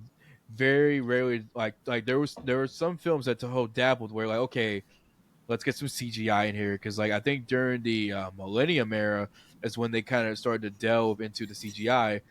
John hates the Godzilla swimming scenes because some of them just look bad, especially Godzilla 2000. Yep. Like, don't get me wrong, there was so many great tokusatsu shots, or like the scene where they're attacking him in daylight, and then you see the camera pull back, and he's just like walking, Kind of floating in space. Yeah. kind of floating in space and walking a little fast, and then you get the scene where like he's swimming in the night and it's dark, and he's just like this, like it almost looks like a model almost of him just moving, and then you get the computer generated jaws and him just going forward. But Yeah. Again, it was 2000s, so yeah, and different time, like between us and them, and who had better CGI. I mean, so like, because even right now I'm watching the Peter Jackson's King Kong film while I'm talking to you guys, and and as we're talking about some of the Godzilla CGI effects, I'm watching this and I'm like, holy shit, like this looks amazing. The creatures on Skull Island look amazing. Kong looks amazing. And also, fun fact, for those who didn't know, Andy Serkis did the motion capture for Kong in this film. Great. Yeah, Peter Jackson asked him basically while they were doing Lord of the Rings, he's like, have you ever considered playing King Kong? Because Peter Jackson was supposed to direct King Kong before the Lord of the Rings. Yeah. But the Frighteners bombed in the box office, so Universal were like, no. Yeah. But he does make a cameo in this film. So does Rick Baker. Rick Baker, yeah. Oh, yeah. Really? Yeah, Rick Baker and Peter Jackson are both jet fighter pilots shooting at Kong. Wow. See, I always thought Peter Jackson was one of the crew on the ship that they go on the island. Probably, but I think he's one of the pilots, airplane pilots too. Okay. Fun fact. All right. Never seen it. Seen what? If you ever are bored for like King 4.5 hours, you should watch it. That's why, because it's a long movie. Peter Jackson's But Kong. yeah, like an hour and a half, and they're not even at the island yet. Yeah, I can't do it. And see, not to go off the rails, which what we kind of do here, but I love the film regardless. I know people like praise it, and it's like probably one of their personal favorites Kong films. Me, it's number three at best, because there's so much filler to get to Skull Island, because you have recruiting Anne, then you have getting the ship ready, then you have Jack being held hostage on the ship, then you have that gross toothy worm thing that eats Andy Serkis. That was Andy's. I know when he's like fights like I know the guy who animated that sequence. He lives here in Portland. Really? Yeah. Bring him on. We should bring him on sometime. I'll ask him. Down. Yeah. He's very busy. I'm sure. He's a movie man. Yeah. He's a movie guy like you. Busy. Yeah. But yeah, I mean, like I said, right now, because like even comparing like Peter Jackson's Kong CGI compared to Godzilla CGI back in the day, I mean, it's day versus night essentially. And even though, like I said, for '98, Peter Jackson's Kong CGI still holds up beautifully to this day. Like with the monsters on the Skull Island, Kong himself, the facial captures of his expressions, they're all done beautifully. Oh yeah, because I mean, just the evolution of what a digital in itself would make a great movie, and that's why they like perfected the motion capture for Planet of the Apes, and that's why James Cameron is in New Zealand doing all his Avatar movies. Yeah, I have a question for you. How does I know Jack Black's in the movie? How does he die? Jack Black doesn't die. Yeah, no, he doesn't. I thought he delivers the line at the end. No, it was beauty that killed the beast. I see. That's how I thought he died. No, everyone else does. Andy Serkis dies. He gets eaten by the worms. Yeah, I saw that scene. R.I.P. But while he's trying to save his friend. Yeah, I hate that scene. The little worm thing. Dumb. But with the CGI going forward, during the hiatus, we weren't getting anything kaiju related up until Cloverfield, yeah, 2008. Phil Tippett did those effects. He did that too? For Cloverfield, yeah. Unbelievable. Tippett Studios did all the digital effects for that. And we're getting a sequel finally from that one. Oh, a real sequel. Yep. Let me see when that's coming out. But yeah, I think just because after Godzilla Final Wars, we haven't had an official suitmation up until we got the Godzilla Day short films with Final Wars, man. Yeah. But just moving forward, CGI became the gold standard, because back then, if you had the monsters in the suits and you destroyed the miniatures, guess what? It's one and done shot. They're not going to rebuild all the miniatures again just to get wrecked again if the shot doesn't look good. It's one and done. No, because oftentimes they didn't have the budget. And Norman England said in his book Behind the Kaiju Curtain, a lot of times with their scheduling, they're like, if you don't get that shot done today, that shot's not in the movie. Exactly. Wow. And even with War of the Gargantuas, one of my favorite kaiju films from Toho, Gaira versus the Japanese Self-Defense Force, all the fights with Gaira in the military took place in Mount Fuji, where there wasn't a lot of miniature buildings. There was small homes and farms, but it was all just trees and forests and rivers. There wasn't a lot of practical effects for that scene until we get the Sanda versus Gaira fight in Japan. Then that's where it's okay, now we're going to go for broke here and give you the miniatures, give you this and give you that going forward. But yeah, back then, man, if you didn't get the scene shot done right, like MC said, forget about it. We're moving on. We're not doing it again. But with CGI, it's okay, this doesn't look good, so let's fix this, let's fix that. And going forward with Godzilla 2014, which became, the Kickstarter of the MonsterVerse,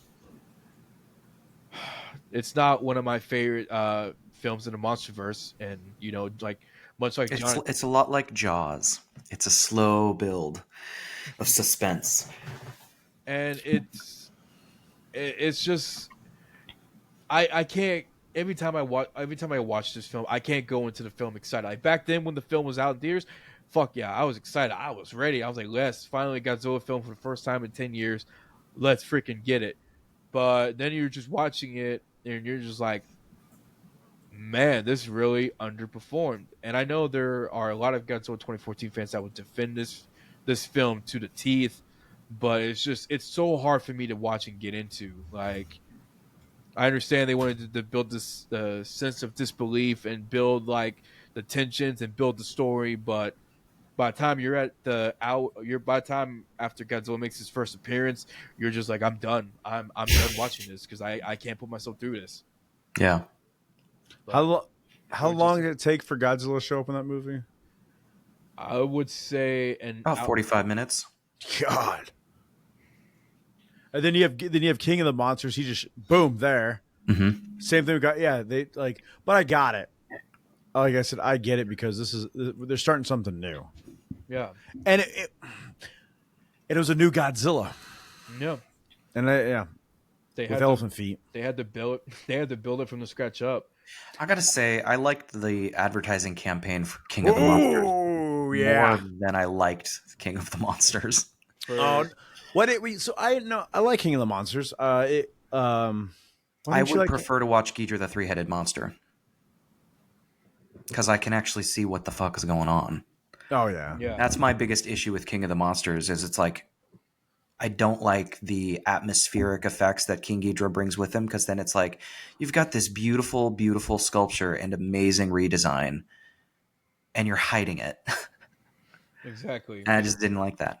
I got you. Like the only daytime you see in that whole scene is the very end where like Godzilla kills Ghidorah and you see the sunset behind him, and then you get that shot of all the monsters bowing before him, and then you get the wide shot of the sunset behind Godzilla, and it's like that's awesome. But Where was this the whole time?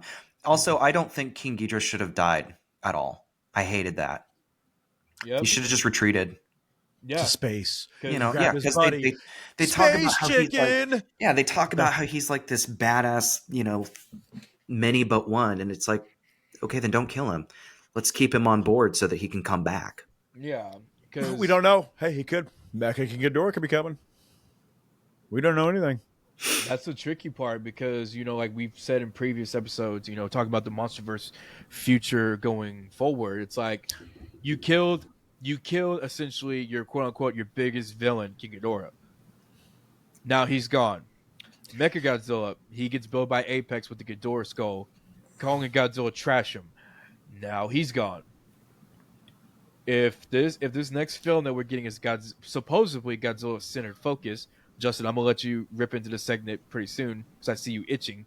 Got any crack?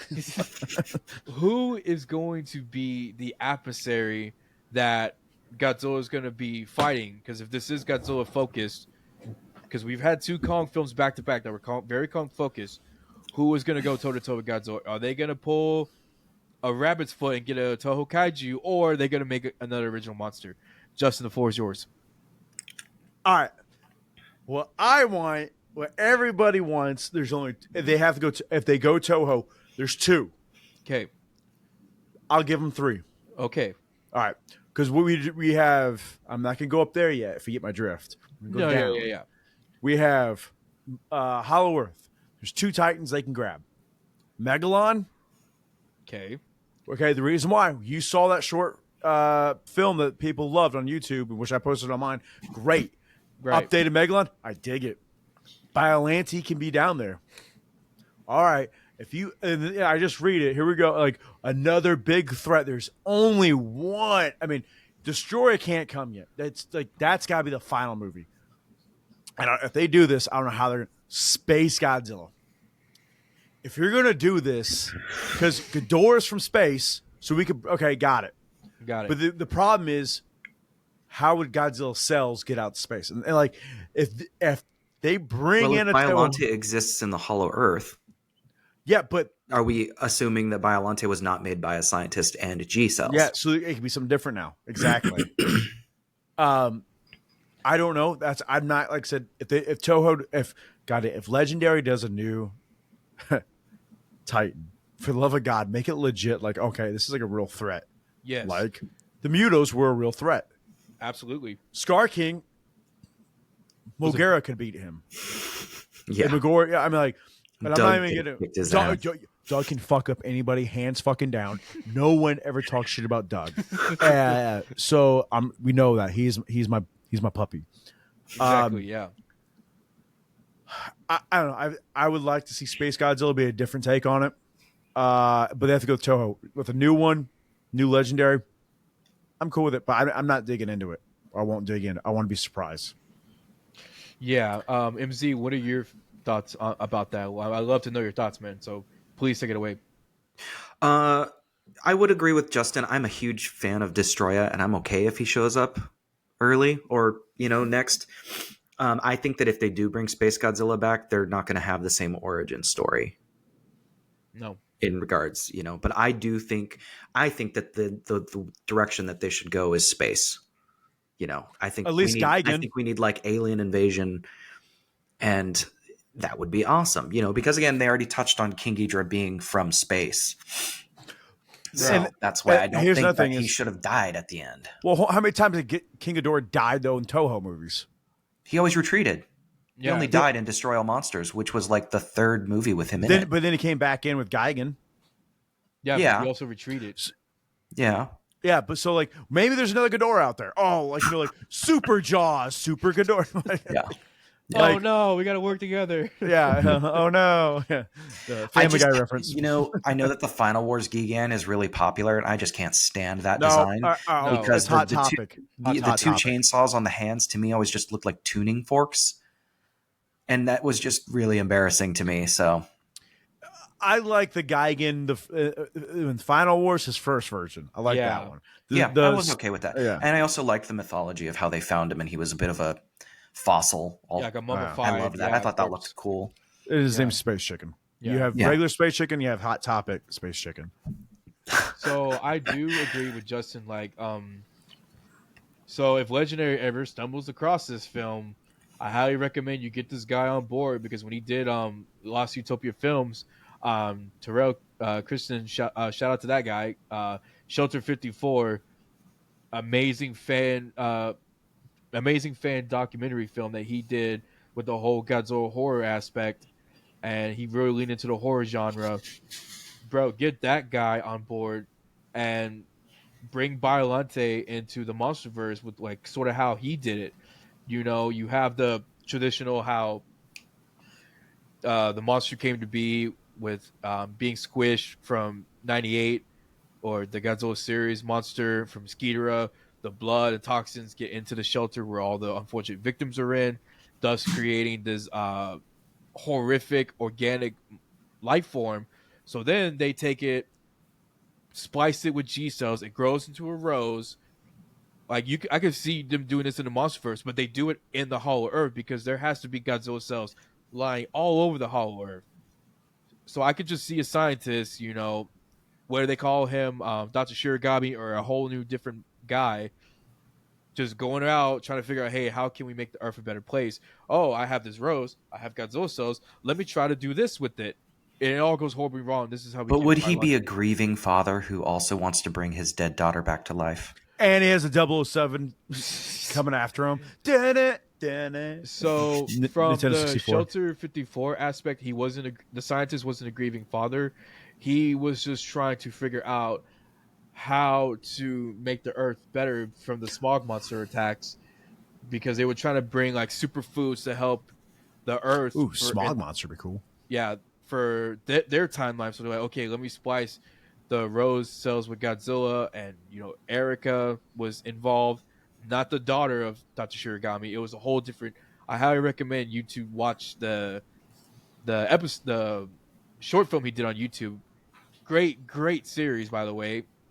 But and another thing, Legendary dropped the ball on Scar King and Shimo.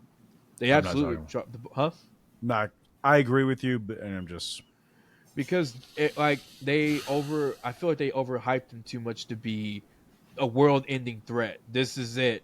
We have a long, lanky orangutan and an ice lizard that is going to be frost bitch. That's going to be. They also mentioned how less than 13% of Hollow Earth has even been discovered. So they were real dramatic with how dangerous they thought Scar King was. When it's like, okay, you just said you haven't even like mapped 90% of this territory, and you're like, he's gearing up for something big. It's like, maybe he just feels like he's gearing up for something big because he's like, I haven't had a good fight in a while. I'm gonna beef up.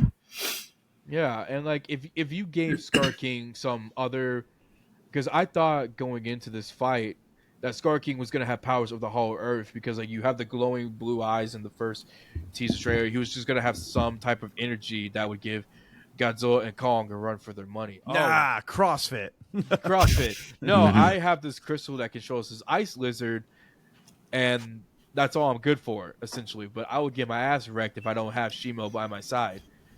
So Parkour. It was just so disappointing that we get world-ending threat, world-ending threat. And then you saw that King Ghidorah was more of a world-ending threat that Scar King was. Ghidorah was fucking up the planet. Oh Yeah. my god! I guarantee you, if Scar King and Ghidorah were meet face to face, that fight would be done in 2 minutes. Yeah. Oh, less than that. Less than that. I mean, Rodan put up a good fight, but he eventually bowed to Ghidorah. So I can't even imagine how Scar King would just be ragdolled by the Ghidorah. Mm-hmm. I want my Rodan back. Yeah, I miss him. I want Rodan back too. We don't know what's going to happen with this film. I mean, this film can go either way, and we won't know for another year or so. Again, it's supposed to be 2 years. 2 years from March, like next week. yeah, it's March 2 years. 2027 is when the new film will be released. It's going to be darker. I actually, we already talked about it. It's going to be a darker movie. I hope so, man, and I want this to be Godzilla focus. And Doug. Please give Doug. Doug will have a cameo from here on out. Oh yeah. Every Doug, movie. they have to keep doing that. If they don't, if they just keep doing little, like each time it gets a little bit different. Mm-hmm. Yeah, Because I feel like Doug would be like the Stan Lee of the MonsterVerse, where he has to have a cameo in the film. You just see Doug in every random like just walking around. I'd love it, but Oh, that's great. so I think I'm excited. easily one of my favorite CGI films in the MonsterVerse, and this one was going to be a little controversial. I don't care. Kong Skull Island, Great movie. It's It's the number one rating. You see all the See, and that one worked because you could see what was going on. yeah. It works. It's Samuel L. Jackson. And John Goodman. John Goodman, thank you. Oh yeah, John. And Loki. Tom Wow. Hiddleston. And Brie Larson. Brie Larson. Oh, I love her. I love her to death. I But- know. Fuck you. Yeah, I think I love the musical scores from Skull Island. The acting wasn't too over the top. John C. Reilly is probably one of my favorite characters in the film. But again, the CGI work, the monsters from Skull Island, Kong himself, Kong's facial expression, the Skull Devils, Skull Crawlers, whatever you want to call them, they were phenomenal. I love the Godzilla films, don't get me wrong, but again, the one common conception that I had for Legendary is just too dark to see. 2014, dark as fuck.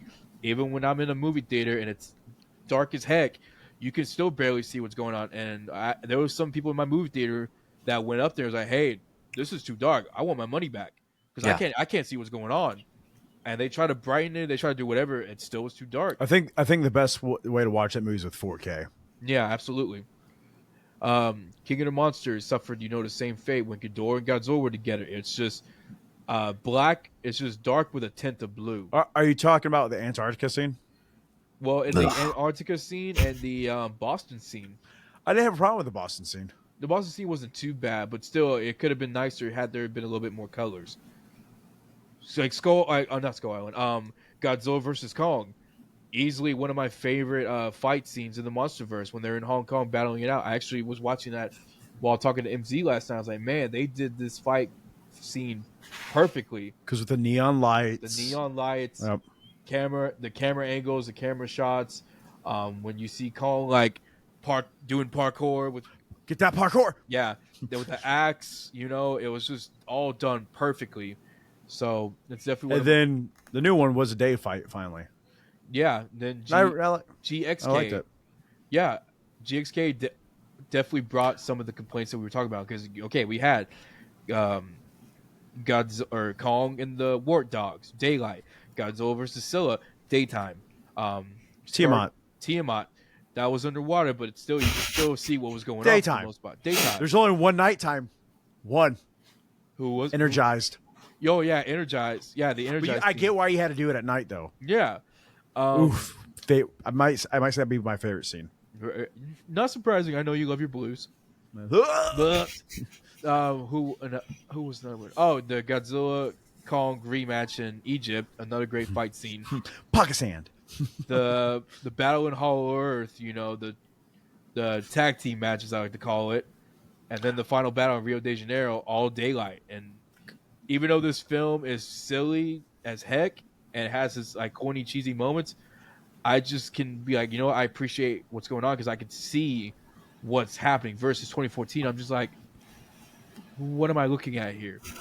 Oh, you're looking at Quicksilver taking on Kaiju. Kick ass. That's what I call him. Kick ass. Oh yeah, kick ass. Daddy's Home Kicking Me Night. Best part about that film. Now, we're going to do some glazing here, boys. All right. You know this. We could not go without talking Oh my about god, CGI I know what we're talking about. without glazing Godzilla -1. So over it. Why? Because it's just like, all right, -1, best Godzilla movie. All right, cool, got it. It's just like, I am so over it now. What? It's just like Shin, man. I got it. Great movie. Shin Godzilla's another one too. Yeah, we'll like, circle back to that one. I'm just saying, yeah, -1. Okay, won an Oscar for special effects. That's all I have to say. Seriously, that's all I have to say. None of the other Godzilla movies won special effects because I don't think, I'm not gonna say they took their time, but like you could see like the best scene special effects is definitely the water scene chasing the boat, hands down, with the bomb. I mean the mine in his mouth. But I am just beaten to death on -1. I'm just over it. You do know Tony and John are gonna listen to this, right? I don't care. It's their, yeah. Go ahead, come at me or on me. I don't care. It's just like, guys, I got -1. I got it, man. I got. Like, fuck. I'm just I think you're the only one who's burnt out on -1, man. I'm burnt, but I'm also burnt out on like other things too. Like, no, I get it. Like Shin Godzilla. Like, this is why. They're gonna like, oh my god, how many Shin Godzilla X Plus statues do we need? Get what I'm saying? Or These keep coming out. Or SH figures. Yeah, it's just like, I Stop. got it. Yeah, just like, give me 85. All right, there's my -1. I'm done. You can talk to MZ about -1 and Shin. I don't own any -1 figures. I own, but I want to change that eventually. You want a -1 figure that's not too expensive? Booyah, right here. Ichiban. This is how big it is. Wait a minute. Oh my god, no. I remember I showed you guys the figure that I got from when we were in Seattle. Yes. I got the Odo Island Godzilla. the MMS, right? No, I don't know. It's like some. Does it have a tag on it? No, because it came in a little box and it was like a mystery box. Oh, mystery minis. Okay. Yeah, mystery mini. So let's see. Yeah, go ahead. I thought I took a picture of it. Maybe I didn't. Anyway, it's on my desk at work, and I'm very proud of it, and it's done really, really well. So it was one of 3 that you could get. There was Godzilla in the ocean, about to blow fire, and then there was another one, and then the Odo Island one, and I really wanted the Odo Island one, and I got it. So I was really happy about that. Congrats. Happy. But I don't got a picture of it, so never mind. I know the Godzilla store. If you want -1 figures that won't break your bank, they have a plethora of MMS figures for pretty well priced. Unless you want to go with the Ichiban show and it's get $50, guy. man. Yeah, mine was 30. Yeah, because I got maybe like let's see, three MMSs, 2 SH, 3 Ichiban show, and that's about it in terms of -1. But Tony has the biggest -1 collection, hands down. Oh, without a doubt, hands down. Probably one of the biggest shins too. Cool. Yeah. But yeah, so I got that, so I'm proud of it, and it was actually done really, really well for the size and what I was expecting for a grab bag kind of guess what you're gonna get figure. Right. So yeah, I remember I think it's Omega. No, I don't know. Just send us Either a way, picture. Yeah. I'm very proud of it. What? I said just send us a picture. whenever you can. It'll have to be Monday because it's at work. No worries. Teach your ass to work. You mean tomorrow? And it's tomorrow. Oh yeah, you're right. Tomorrow is work. Yeah. Yay! And I get a raise tomorrow because I'm on a new project, so that's exciting. A penny. Congrats. Congrats. Thanks. But and also fun fact, I believe a few weeks ago, I think March 10th, I want to say, was the 1 year anniversary that Godzilla minus one won the Oscars for, just as said, best visual effects. I mean, how Was it a year? Huh? Yeah, Has it really been I think it might have what- been a couple weeks ago. It was like 1 year ago around March. Yeah, Then again, because the Oscars just happened a couple weeks ago. I remember John posting it during my hiatus Yep. from Instagram. March 14th. Yeah. Damn, Yeah. I thought it was like a couple months ago. I didn't know it was a year already. Jesus. No, yeah. Time flies, dude. But I mean, how rarely do we ever get to say that a Godzilla film, of all things, won an Oscar In America. in America? America. Like how? You okay? Uh-oh. Is Chris okay? Yeah. Okay. Like, We're also a little jumpy, so that kind of freaked me out too. Ah! how often do we get to say that about Godzilla? Like, yeah, he has a list of many films, but never had I thought, and throughout my lifespan, I would say Godzilla won an Oscar. Yeah. Like, what? How excited were y'all? See, when he's y'all a heard the perfect news? example of never giving up because Godzilla Exactly. didn't win an Oscar till he was 70 years old. Exactly. Yeah, got him right. Exactly. I don't know about you guys, but me, John, and Tony were recording an episode, of course, while watching the Oscars go down, and we didn't have this app to kind of help us like watch it while we're going, but we didn't want to get taken down for copyright with the Oscars, Yeah. so we kind of just like watched it, turned down the audio, and talked amongst ourselves while watching the Oscars, and then finally when we got to the Godzilla the visual effects parts, then we kind of like turn it up and we're listening, we're watching with bated breath to figure out who's going to be the winner. As soon as we hear Godzilla minus one, oh, dude, all three of us freaked out. I mean, we know why he won, right? Why? Who gave out the award? Oh, yeah, Arnold and yeah. Danny DeVito. Godzilla.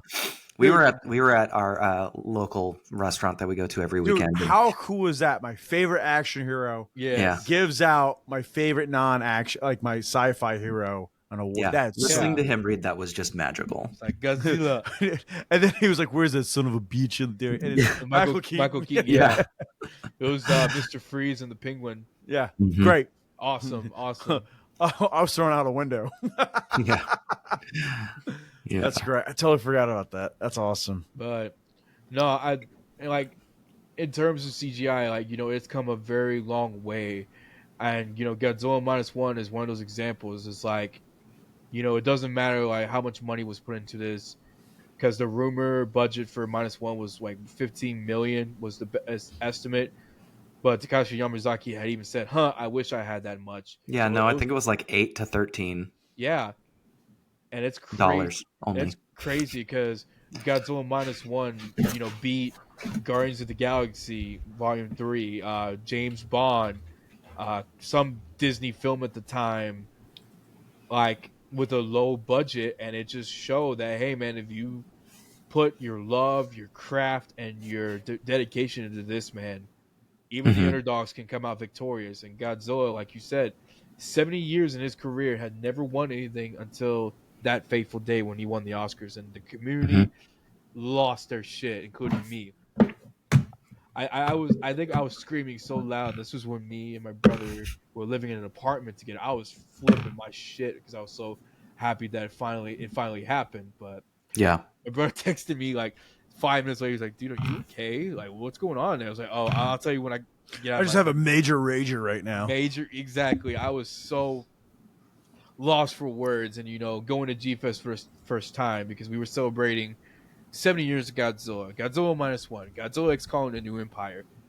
It was a crazy time. I think they said they were expecting somewhere between 700 to 800 attendees, but no, we broke the attendance record. It was like I think 1,300 attendees at G-Fest last I year. really hope they have a bigger venue this year. Yeah, I mean, I really hope they extend the vendor room this year because me and Justin were kind of getting annoyed in there, honestly, with just the horde of people on top of us. Yeah. Yeah. I Just, would be Yep. too. oh, Justin was getting ready to swing that day. Gonna swing next time. I don't give a shit. He's 8. I don't give a shit. But what are I'm trying to think what's the proper way of asking this.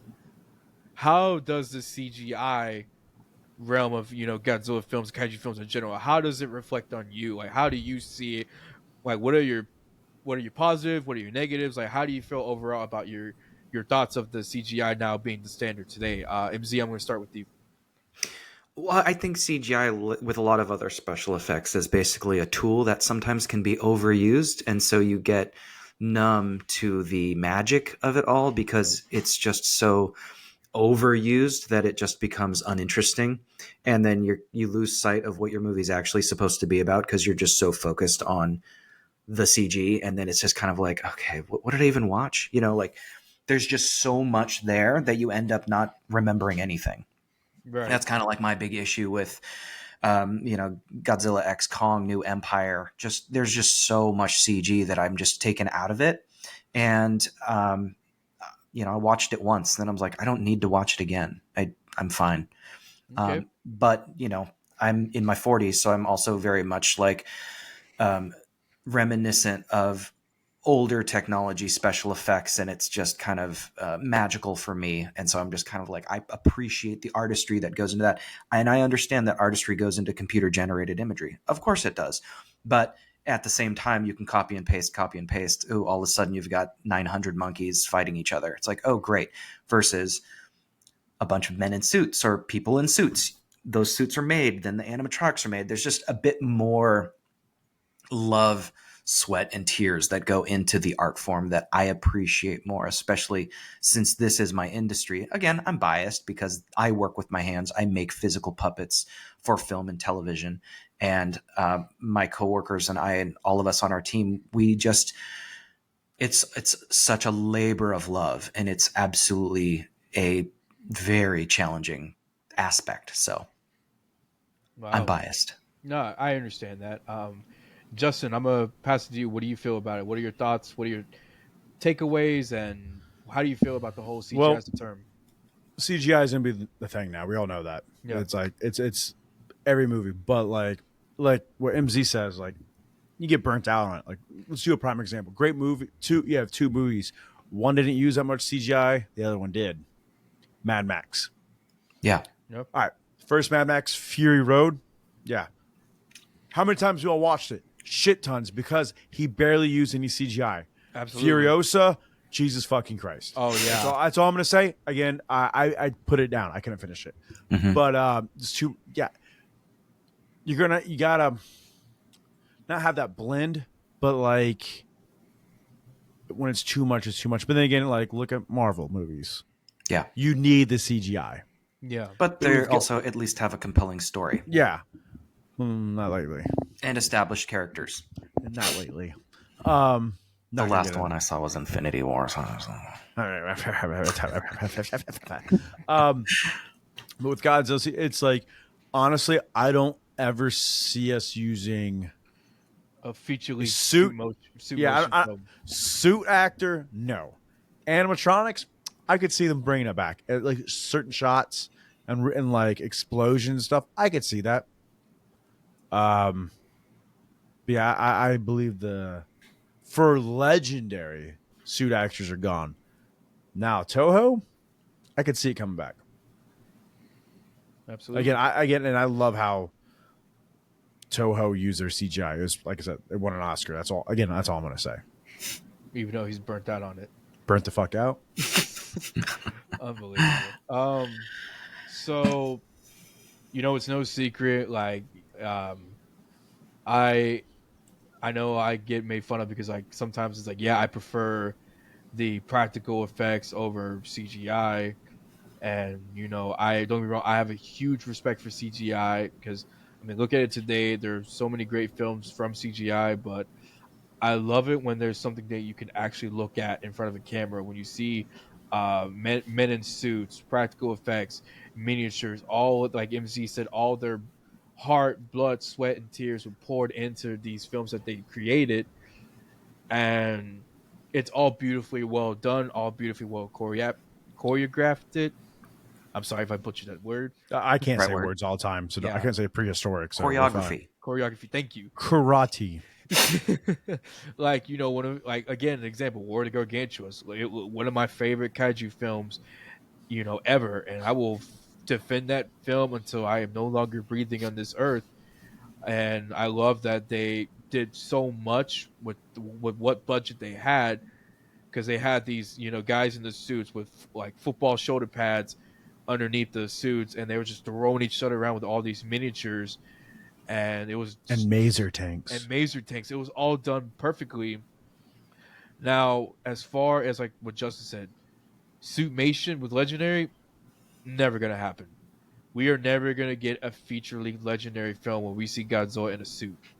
Never gonna I happen. bet if we do see it, it'll be as a joke. Like A camera parody. panning through the street, and there's a couple of guys in rubber suits Oh, of no. monsters that are in their world.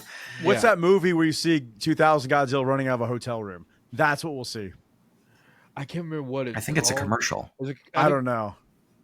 You just see him running somewhere along those lines. Was it a commercial or like a film or whatever the case may be? But Toho, as far as suitmation goes, it's a 50-50, because the only way I see Toho bringing back the suitmation practical effects is short films like we had with the Final War YouTube. YouTube, because we had Godzilla vs. Hedorah, Godzilla vs. Gigan, Godzilla vs. Jet Jaguar, then Godzilla Jet Jaguar versus King Ghidorah part 2, whatever. But I just, with Toho's foot on the ground with CGI, now with the huge success of Godzilla -1, and Shin Godzilla didn't do too bad in terms of visual effects either, because I know they won several awards in Japan. I just think Toho is now at a place where suitmation, man, isn't, I don't want to say it's dead forever, but it's not something that we're going to ever see for a feature-length Godzilla film at any time soon. We're only going to get it through YouTube, and it sucks for me to say it because I love practical effects, I love suitmation, I love all the old school techniques that they utilized back in the day, but just moving forward, man, it's just going to be nothing but CGI from here on out. And you know what? That's okay. If they put their love and dedication like they did with Godzilla -1, then we're okay with it. Legendary, there's some things they need to work on, absolutely. Because again, with all the monster fightings and all of the crazy shit that was going on with GXK, oh my god, these monsters are so huge. But when you see like I don't know, Godzilla, Kong, Scar King, and Shima running at each other in the Hollow Earth, you didn't really feel like there was a sense of scale in that scene, because there wasn't like a lot of Everything stomping. just feels liquid. Exactly, or it just feels like they're regular sized. Like it just felt Yeah. like the largeness of these kaiju. It didn't feel like it was all there until we got to Rio de Janeiro, and then you see the buildings with the monsters side by side. There's like, okay, there's a sense of scale that we needed, but Yeah. I don't know, man. It's gonna be great to see what happens with this new film for GXK Part 2, whatever it's gonna be called. And I'm really looking forward to seeing what happens. Kong and Friends. Kong That's what I and heard from Friends. the Yeah, and I'm really looking forward to seeing what happens with Godzilla -1 Part 2. -2. -2. I don't know, man. It's just crazy how we went Or from +1. Plus Ooh. one. It's crazy how we went from stop motion to doing all these crazy techniques, leading up to where it is now in the film industry. So I don't know, boys. I think we're in a good spot in terms of Godzilla effects. And I'm going to disagree with one thing you said. Okay. Haha. I think that there will be a resurgence of person in suit Okay. entertainment. Okay. Might be a quick one, and it might be short-lived, but because we're seeing a lot, like with the Mandalorian and the Star Wars shows, a lot of those special effects are still done by Phil Tippett, and they're still stop motion. Yeah. Because Works. us kids who had that when we were growing up are adults now with kids, and we're consumers, and we want to see it. And I think a lot of studios are starting to realize that, because also from a marketing standpoint, you get to say, look, behind the scenes, this is done the way it was done 40 years ago. How cool is that? Right. Because the only thing, or like the only suitmation that's somewhat, or that's pretty much done to this day, is the Ultraman series. They do CGI, but they still do the practical effects, the miniature sets, the Ultramen. They're all in suits. Some of the Kaiju's are men in suits, and then you get the flying scenes. Of course, most of that is CGI, but Ultraman is one of those franchises that I don't ever see them going full CGI unless you get the Ultraman Rising movie they got from Netflix. Yeah, which was very good. Did you guys watch it? Yeah, I watched it. The writer of Kubo and the Two Strings directed it. I'd give it a shot. Wow. He was a colleague of mine at work. So I was very proud to hear that he got his own movie. So I was like, good for you. That is awesome. But moving forward, I would, another thing I wish we would see come back. I hope we see Gamera come back someday in a featured film. Legendary, grab it. Come on. I know. Do Seriously. it. Just fucking do it. Or let Takashi Yamazaki do it. Someone bring Gamera back as a feature film, whatever it is, practical effects or CGI. Let's make it happen. I mean, I feel like Gamera is owed a film. He got an amazing Netflix series. Don't get me wrong, all CGI, all animated, beautiful shots, and great fights. But I'm ready to see the Guardian of the Universe make a comeback in the film industry. Mm-hmm. I don't know, but what the hell is Chris building? He's doing laundry. He had to open a cupboard over there. Alrighty, boys. Well, is there anything else would y'all like to discuss with the? You crushed it, man. You hit every topic. I know we that's the point of the podcast. We and email us for any animatronic we blatantly forgot that we're all going to be like, oh yeah, that one. Yeah, I know. I can't wait. I'm still trying to think which one. 2 hours you never once mentioned. Okay. One more segment. This doesn't have to be like a shit talking one. What's your least favorite CGI work? My least favorite CGI work? Probably all the CGI work in the Island of Dr. Moreau. Ooh, that's good. Because it's absolute trash. Okay. I mean, I even felt that the Mr. Flame On guy from Fantastic Four, from Roger Corman's Fantastic Four movie, CG was better than the CG in Island of Dr. Moreau. Wow, okay. And it looked like a 90s screensaver. Animatronic, Lake Placid. Placid, yes. Yeah. There we go. So, all right, no, everybody calm the fuck down. Do you understand emails? That was a good one. That was a good one. Ooh, the monster from the Relic. Monster from the Relic. Pumpkinhead. That was a guy in a suit. Tom Woodruff Jr. was inside that suit. All right, we're getting off topic. Anyway, sorry. No, so you're good. Worst CGI ever, like from kaiju movie or like kaiju movies, yeah. Damn, I gotta think. I don't know. While he's thinking, what about you, Ramon? Oh, 98 Godzilla from Final Wars. Yeah, that's pretty bad. Woof. Woof. That's it. Ape versus monster. Oh, I'm not gonna watch that shit. No. Oh, I have another one. Worst suit movie of all time, Death Kappa. Oh yeah. Yeah. Didn't see it. Don't see it. Don't you fucking do Don't it. fucking want it. If you do it, you get you're part of the club. You get a sweet coin. And you will be shamed for the rest of your life. Well, so. You know what? Hey, the Great Yokai Wars had some pretty bad CG also. MZ, I love you. But I at least really like that movie. So please don't watch Death Kappa, man. I love you too much to put you through that. You have my word. I won't watch Death Kappa. I'm gonna make. I hardly watch movies now anyway, so I'm not going to add Death Kappa to it. It's pretty bad. Oh, that's an understatement. It's not just pretty bad. It's just god awful. Awesome. It's better than Snow White. Mic drop. Oh, here comes the haters. You got a better IMDb score right now. I would not be surprised if Dev Cameron has a better score Anyway, than Snow I'm just White. kidding. All right, No- I'm not going to get into that.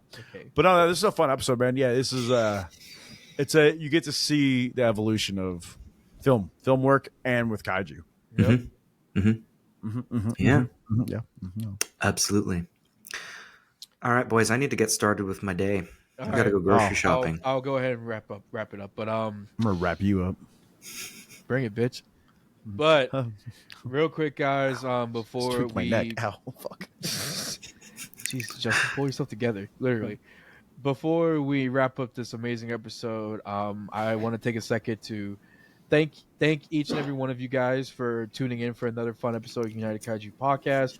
I also want to take a second to thank these lovely gentlemen, Mattzilla and Justin from Calling All Kaiju, for jumping on board on this fun episode. I know John and Tony will be listening to this once this is all wrapped up, and it's unfortunate they couldn't make it, but I know they have their life, they have their battles going on, and I hope I Next made them time. next time. Yeah, the boys will be back, so I hope I made them proud with this one, and I'm gonna make this real quick and sweet, and then I'm gonna wrap it up. I want to thank the community for helping me kind of get through a dark time these past couple of weeks. This month, man, has been a pretty shitty month, personally, but I'm slowly just like trying to put the pieces back together.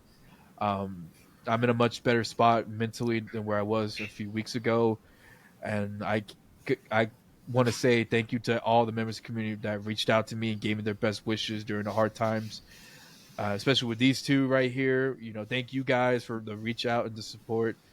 I love you guys to death. I love all the members of the community to death. I love you guys. So thank you all again for your amazing support. Now, one last time, MZ, take it away with the phrase that pays. Daddy's home. Cake every night. In my ass. Alrighty, guys, that is going to do it for this episode of United Kaiju Podcast. Episode will be dropping this Tuesday, so I hope you guys enjoy it. Check it out. Please let us know your feedback. What do you want us to talk about next going forward? And always remember, reach out to your loved ones. Reach out to those you haven't talked to in a long time. If you need to talk to somebody, please get help, and don't be afraid to go for it and reach out for the help that you need, because that is important. And from the bottom of my heart, I love you guys. We love you guys. Watch your favorite Godzilla film today. Dust off your figures. Keep your stuff clean. And always remember, stay united. We love you guys. Thank you very much. Bye, guys. Ciao. Bye-bye.